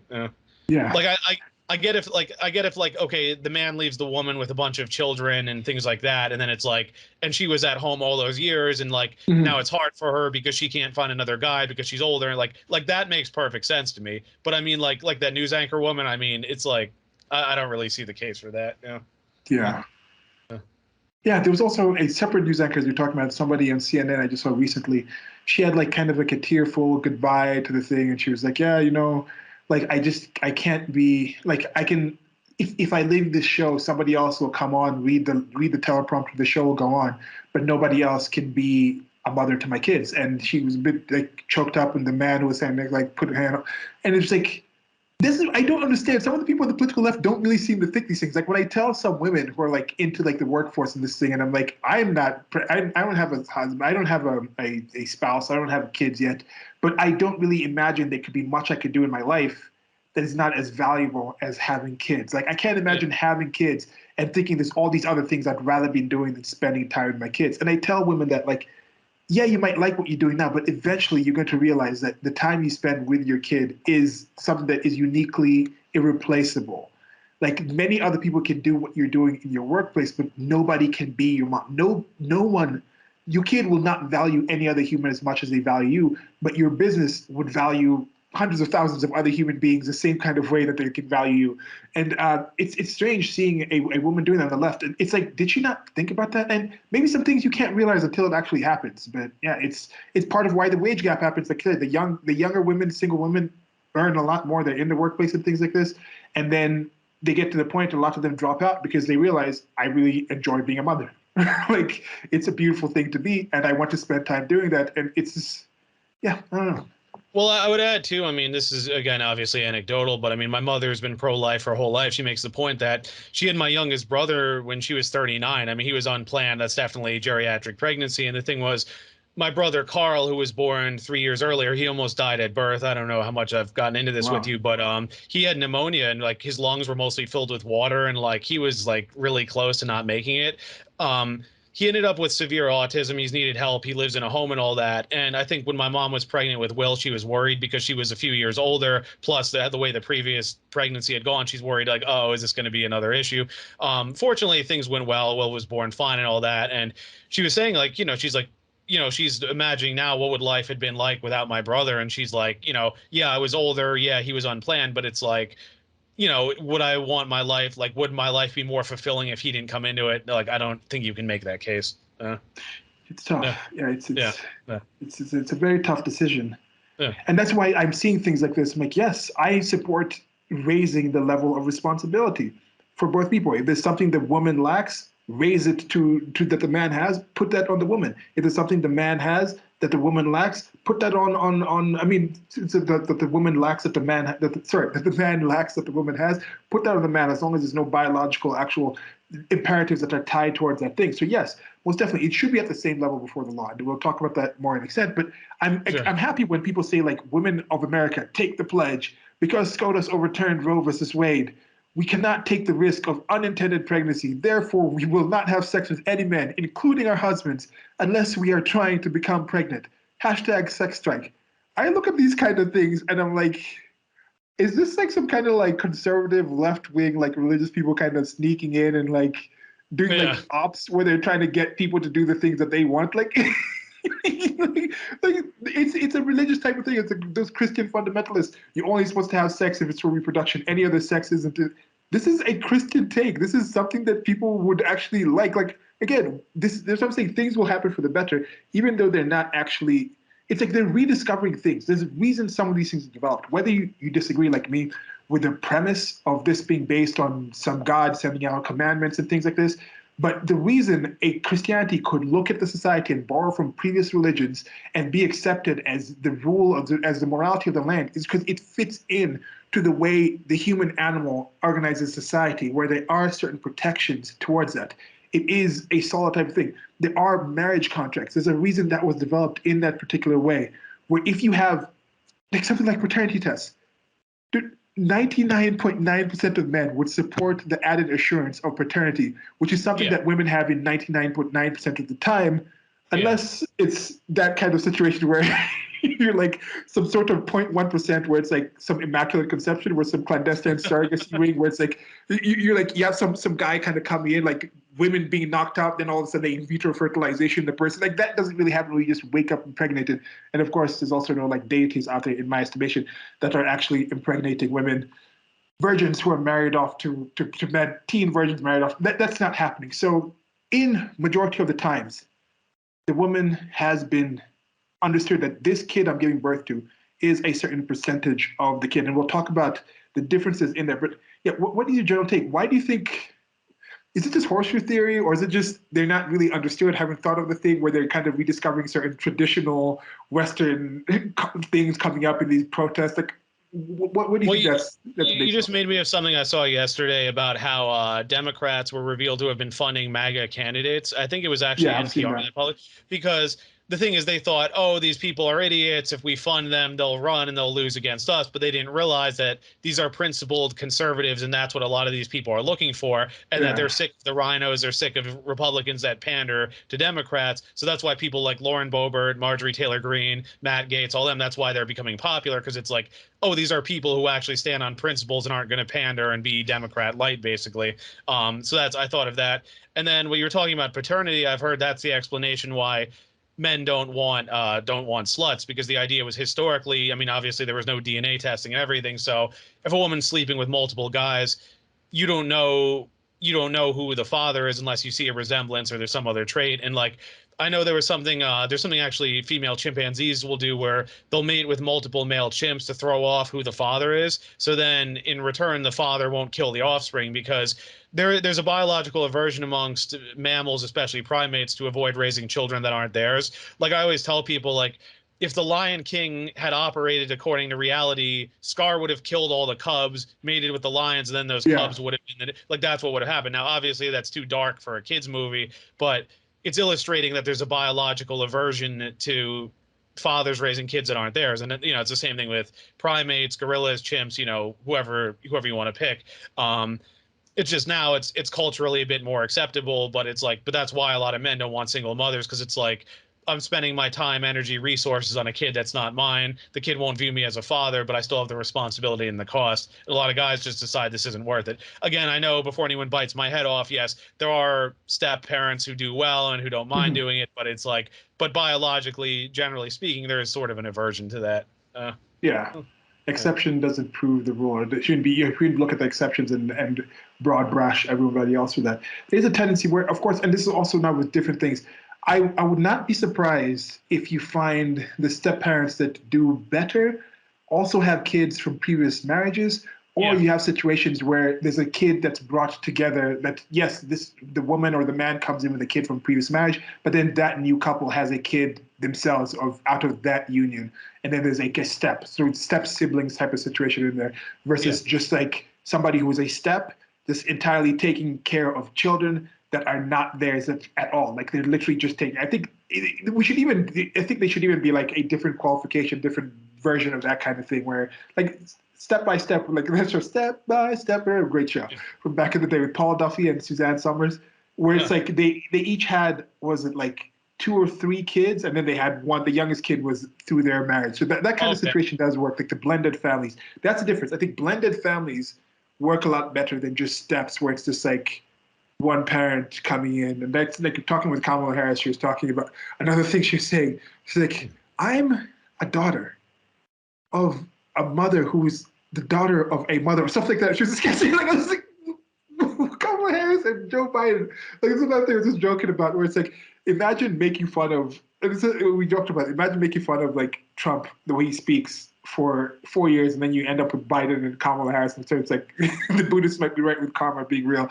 Because some of the things she says, just like, wow, yes, you're a daughter of and have a grandmother. It's and then she also has steps. I don't know why she hasn't had kids of her own. Maybe she just doesn't really want to. I don't know. But yeah, her husband has a daughter though. Yeah. Well, because speaking of blended families, I was thinking, I mean, again, fictional example, but I was thinking like the Brady Bunch or something like that. But in that case, it kind of makes sense to me because in that original story, if you remember, the mother of the boys actually died, so he wasn't getting divorced. It was just she passed away. But then the father fell in love. But yeah, it was in the first episode because he had a picture of his mother, and like one of the boys had a picture of the mother, and he's like, it's okay, you can still love your mother even though, you know, this is your new mom, as it were. But I think I think in these sorts of scenarios, what has to happen is the mother and father have to basically stand in front of the kids and say, like, okay, look, we're one family. You all abide by the same rules. If the boys act up, the mother can enforce the rules. If the girls act up, the father can enforce the rules. You know, we all agree on this. So it's like nobody's getting special treatment. You know, you all abide by the same rules. If it's established in some way like that, I think that works because then it's like they're both on equal footing. The problem is if like the parent were giving their own kids special treatment and then like being harsher on the others, I think that's where it would create conflict. You know?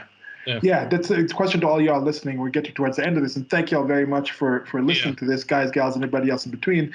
I think it's been rather cordial, and we've tried to discuss this in a serious manner and actually give different sides. Like I said, we're not 100% on any of these things. We've talked about how we can change, but some of my standpoints I think are rather solidly based. And I think right now I'm going to get into like my stance where I did like more of an expansion thing. Very interested to hear what y'all think about these things, if it makes sense as the way I've written it here. And I'm going to say it out. And also, Stephen would be very interested to hear what you say. Like, I divided this into 2 sections. The first section about my stance is starting with the simple biological status of the principles, and I'm trying to kind of put this in as abstract of a sense as my mind can do it, because it helps me to kind of understand things this way. So the first point was, I support a female's choice in both who they have intercourse with and what they do with the result of allowing anything to be inserted or deposited in their body during said intercourse. Then I support a male choosing who to have intercourse with, knowing that the result of any deposits from within their body may be out of their hands for at least 9 months, like having control over it. Then know that if you are female and choose intercourse, gestation and possession of any resulting life is your responsibility and yours alone. So this is if you choose it. The male owes you nothing. Choose partners accordingly. Then know that if you are a male and choose intercourse, gestation and possession of any resulting life is out of your control. The female owes you nothing. Choose partners accordingly. And I think, what's your general thought on those 4 type of things? Where do you stand on that? Yeah, because I mean, like I said, women control who has access to sex. I mean, when they don't, well, we have a name. We have a name for that, and that's a crime. I mean, a lot of men would sleep with a lot more women given the choice. But if the woman says yes to the guy, well, that's the only way he can enter her womb. with men, again, like you say, you're responsible. I mean, if you have to use a condom or whatever, or like know her cycle, things like that. I mean, it falls on you to make sure but also be honest, because it's like, again, once the sperm leaves your body, as you say, you have no say over it. I mean, even if you were to sleep with a woman 5 days before ovulation, the sperm could live inside of her for 5 days, and one cell could impregnate the egg. It's like, how do you can't, once that happens, that's out of your control. If you're, let's see, possession, airport, and then you choose, the life's out of your control. The female owes you nothing. Yeah, again, so it falls on you each way to choose who you're going to sleep with. Yeah. So I think most objections, as we've talked about before, about abortion are to protect the potential or developing life, not to restrict the life of the person whose womb that life may be reliant on. And that's the thing. I am completely admitting that the entire time that the baby or the child, the fetus, whatever you want to call it, the clump of cells in those first couple of years is reliant on the ongoing life of the mother. The mother, the female, is the person who is creating that life. And that's the thing. It's still, to me, like, even looking at the research, it's just still like, holy crap, you grow a human being in you. That's I struggle to understand women who don't want to at least experience that if they're capable of doing it, who are at least like, I understand some who say they're not ready to do it, but the people who are just like, we don't want it all. I know there's adverse childhood situations, but to understand what's going on, to think there's other things you can do in life that are more amazeballs than that is tough for me to really grasp. Okay, so there's the other section of this is onto the legality and the social aspect of the principles, because we are social animals. I don't believe in that like social contract. But we are social animals, and we do deal in communities, and we deal with relationships between people. Even this whole situation, if it's simply just the female and there's still a relationship going on there. So this is my 4 points on the social aspect of the legality. If conception occurs after intercourse and it is legally only the choice of the female whether to continue the gestation, this is justifiable if the female has taken full responsibility over anything within their womb. As such, the male must opt back into any form of ownership post-conception. The next point, if a male is legally held responsible for the result of the female carrying the gestation to term, this is only justifiable if the male has a level of ownership over the gestation. A level of ownership doesn't mean it's the same ownership, but just a level of ownership, a level of say. Know that if you are female and choose to gestate and possess a life in your womb, it is your responsibility and yours alone. The male legally owes you nothing you have not previously agreed upon. So unless you have a contract, choose partners accordingly. Know that if you're male or female in the case of surrogacy and contribute your sex cells for gestation or life, your sex cells or your womb as well, the gestating party owes you nothing. Sex cells. So in sex cells and surrogacy, in surrogacy, this one we'll talk about surrogacy in extent for the womb. But just here, it's where I'm saying in surrogacy, where a woman, I'll expand on this later, where like a woman and a man might not be able to have kids, so they might be able to have kids, like supposedly Beyonce or possibly Meghan Markle, where they just hire surrogacy, where it's like they use the male's egg and the female's the female's egg and the male's sperm, fertilize it, but get another woman to carry the child. So in that situation, I think the gestating party owes you nothing. You have not previously agreed on, and choose your partners and partners in this situation, not just the partner, but the partner you get to entering that surrogacy with accordingly. So what do you think about that? And in my mind, this is again, the theoretical future justice, more just ethical society I think will have these kind of rules. It's not one that exists now. I don't know anywhere that has these laws, but what do you think of that kind of legality of those 4 points there? I mean, I pretty much agree. I don't have much more to add, really. I think you laid it out very well. I think the acknowledgement that both people are responsible. Again, it's like you give a man access to your body, you give a woman access to your sperm, if we want to put it that way. I mean, it's like because again, you saw that comment where I posted, and the woman is like, it's not a woman's bad reproductive choices. It's like, okay, but again, you open your body to a man. I mean, that's a choice, And then they always Yes. bring up like, and then birth control is not perfect, but the thing is, I think the success rate's like 99%. And then you hear those stories of women either lying about it or they forgot to take the pill or there's something like that. They're all, I mean, in fairness too, I know there are also like antibiotics and other things that will interfere with birth control, but it's like, it does fall on you to do that research. Like, you know. Yeah. Like if I take a supplement, and I have an adverse reaction, I'm gonna say, okay, I'm gonna stop taking it. And you know, is it like I take something, a cholesterol supplement that has red rice yeast in it, and I'm fine with it. But some people talk about getting stomach pains and other things, and I know someone who took it and they had issues with their stomach, so they stopped. So it's like, you know, it's just knowing your own body and knowing, okay, these are the risks, and you know, if it's too much of a risk, you just don't do it or you mitigate the risk somehow. Yeah. Yeah. And people understand it. So that's where they're saying sex strike. That's where they're saying we can demand a vasectomy. They understand they have the ability to raise their standards. That's why some people say, let's have marriage, whether they agree in this concept of the God, have a marriage between God and say it's between man and wife when we choose to have sex. They understand there's ways to protect yourselves. There's ways to be more sure. There's way to like actually choose and decide, especially in the current timeline that we talked about with these apps. I saw one of the protests where someone was saying, delete your period tracking apps. I don't understand what kind of protest that would be. Like, what? Yeah, because I saw that as a Google search too. You might have seen I posted that the other day. Yes, I saw that from you. And Like, what? Why? and I don't know. Some people are saying like, I don't know if it's women trying to get pregnant and getting an abortion as protest. I don't know if it's. Man. I mean, I don't know. I don't know for a fact, but I don't know. Or somebody was saying they don't want the government keeping track of this stuff because this data is all recorded.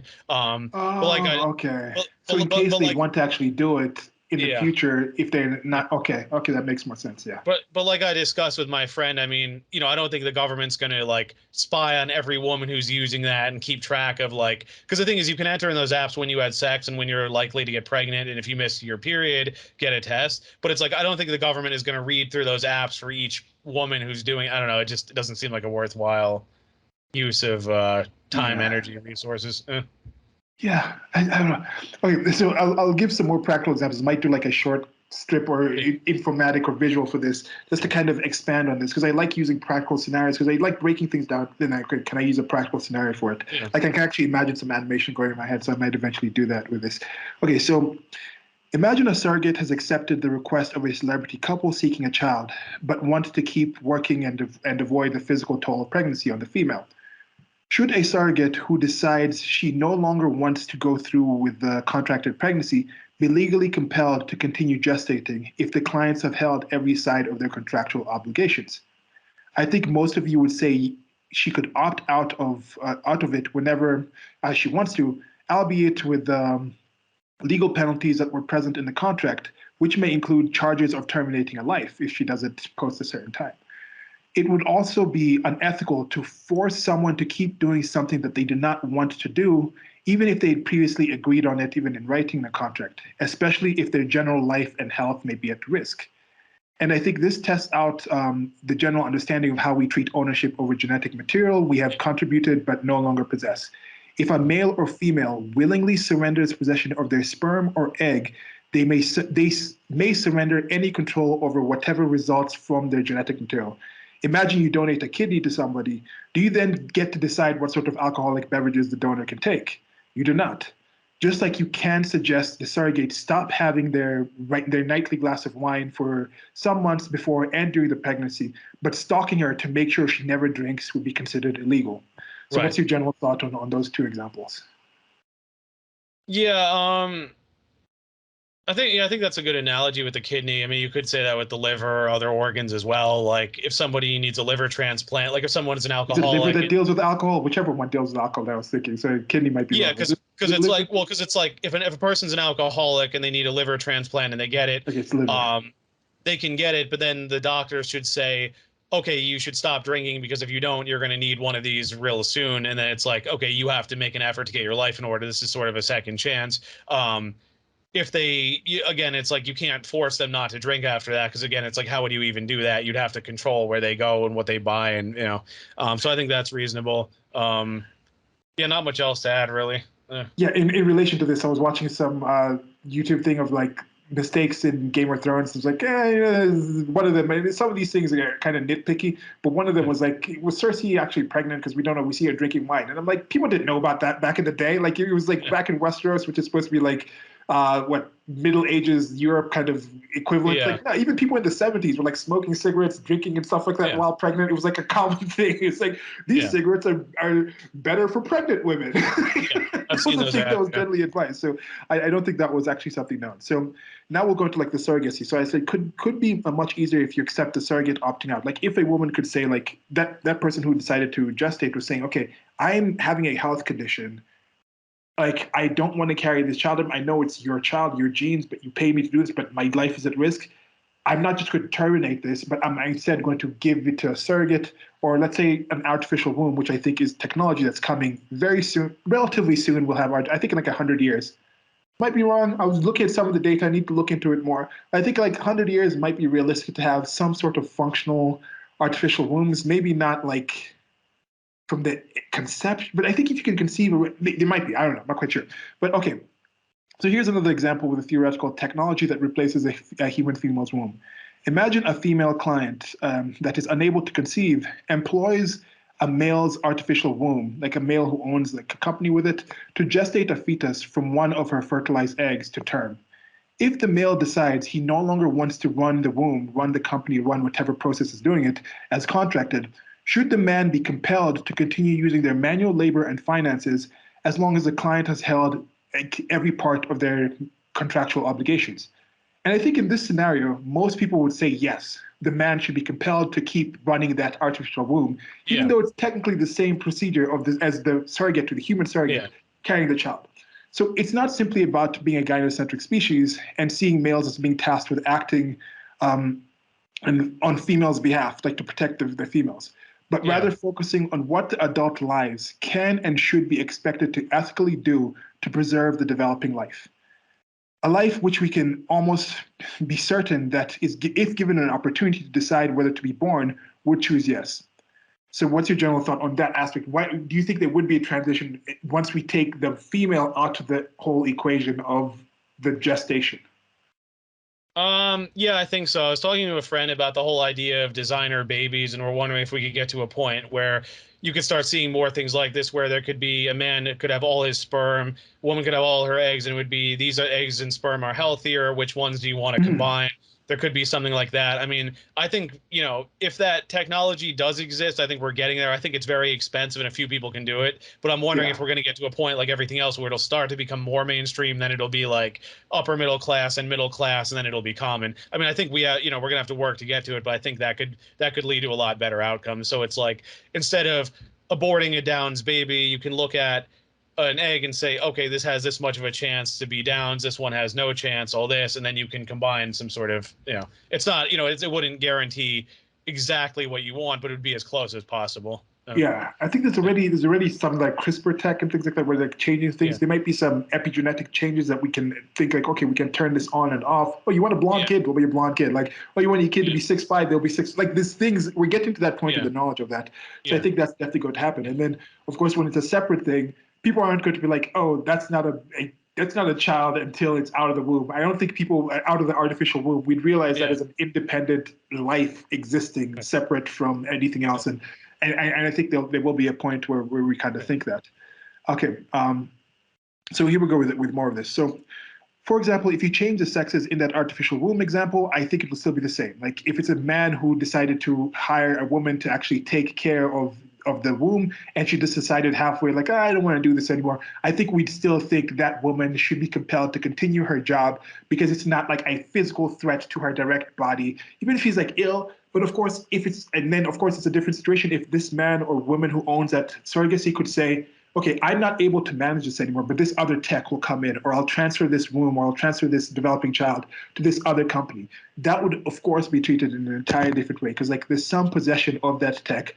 The person who has possession isn't forced to continue doing what they're doing, but to a general extent, I think we kind of understand that there is an aspect where there's a responsibility. Once you choose to take on control of this other life form and bring it to a certain point where that life form is independent from the thing you agreed on, I think a just society, an ethical society, would say there is some level of expectation that is about how you ended up being in that situation. If you chose to enter that responsibility, people expect you to have that responsibility. Now, I'm not saying you'd have throw someone in jail for the rest of their life, but I wish it's a situation where it's like, if somebody does this, let it be open, let it be tracked, so you 100% know, like you have a record of this person, but you're dating this person's had this many abortions for these reasons.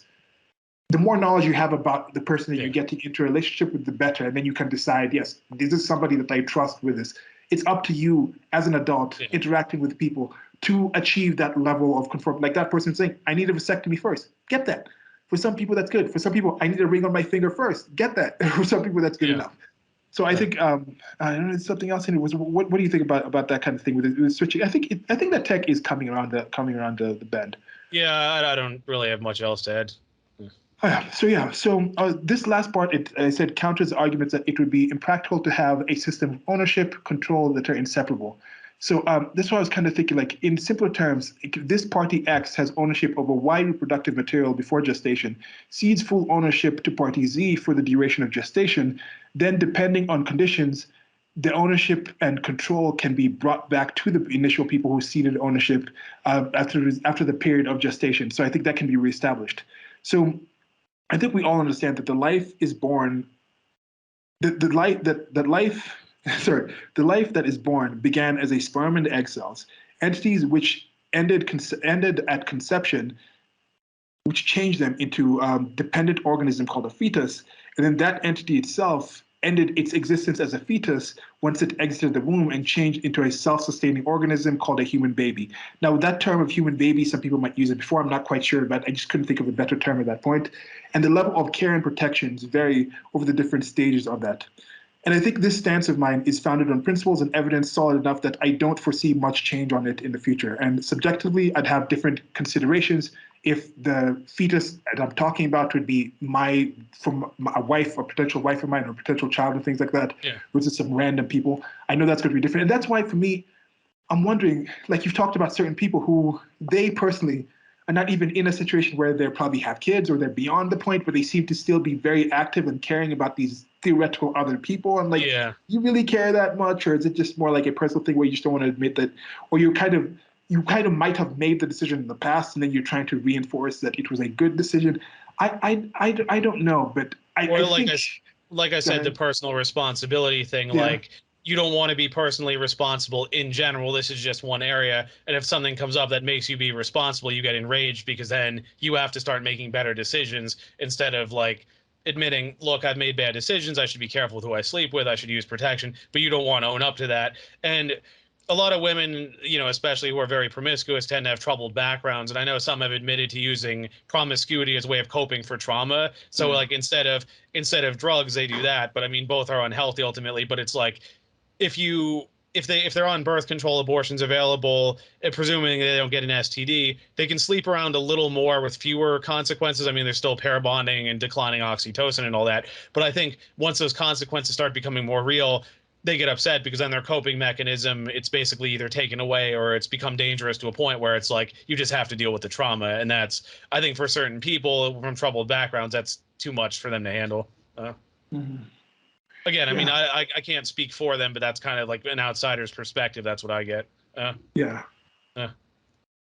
And that's unfortunate, and that's why I think it's good to talk about this, to have a full-on conversation, full adult conversations with these things, with the actual data, and at least that's one thing I'm glad that will happen.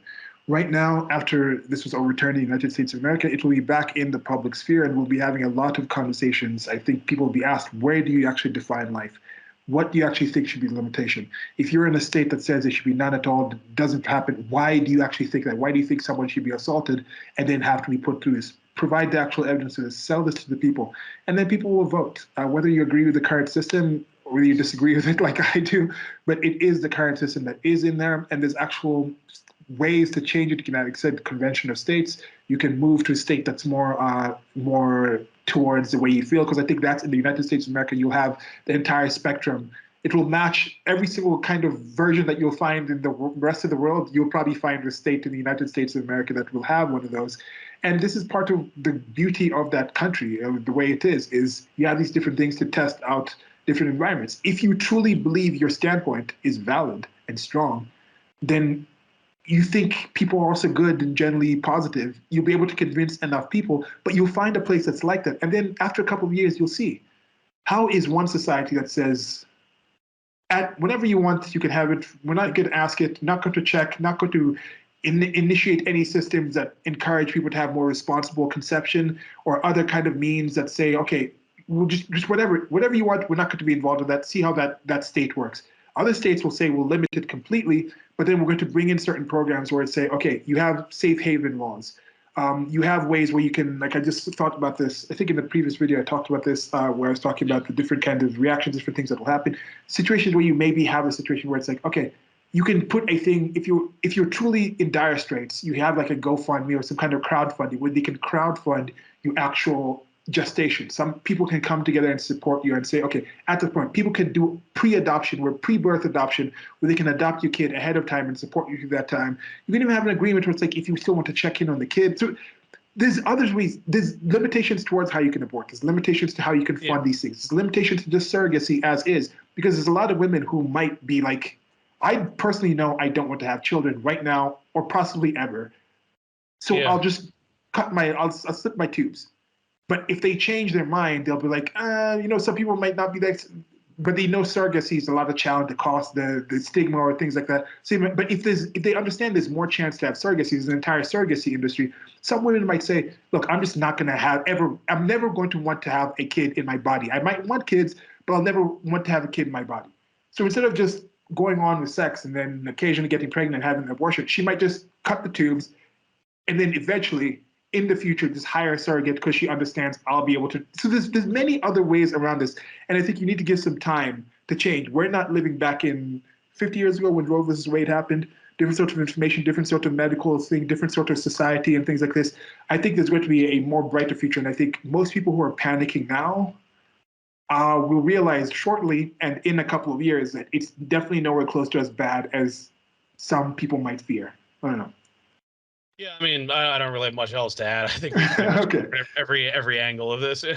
Yeah, so I think that was it. Hoping it actually, we did the same situation where we've had issue with like the recording. I don't know, maybe we just went over 3 hours. I'm hoping we just went over 3 hours on the actual recording, but it just did like the counter of the recording happened. It seemed to have changed to like 1 minute. So I'm hoping it's all in here, but if it's not, it's been a beautiful conversation and y'all missed it. Okay, there it is. The video popped out, so I think it just switched out. Maybe there's a limitation on 3 hours at a time on Skype. But Stephen, thank you very much for having this conversation with me. This is a topic that I think we both really care strongly about. Definitely. This has been two males having a manversation about a topic that is near and dear to us as historical or as past fetuses that were not aborted by our beautiful mothers. We're glad that happened, and I support a world, I think we both support a world where fewer women, where people agree with what Joe Biden said when he said that he wants to have this, he said it's a terrible decision to make. I don't know the actual quote I have here. This is okay. So I think whether you disagree with 2006 Biden when he said, I did not view abortion as a choice and a right, regardless of where you see its legality, he was on point by saying it is always a tragedy. And even if you think it should be legal, you probably agree with 2006 Biden when he also said it should be rare and safe. And I think we should be focusing on how to limit the number of abortions, and we ought to be able to have a common ground on consensus on how to do that. So I think that's how most people are. I agree with at least 26 Biden on that. If it's not whether he meant it back then or whether he means something else now, I think I agree with that take, and I think most people are on that standpoint. And thank you all very much for listening, guys, gals, and everybody else in between. Goodbye. Bye-bye.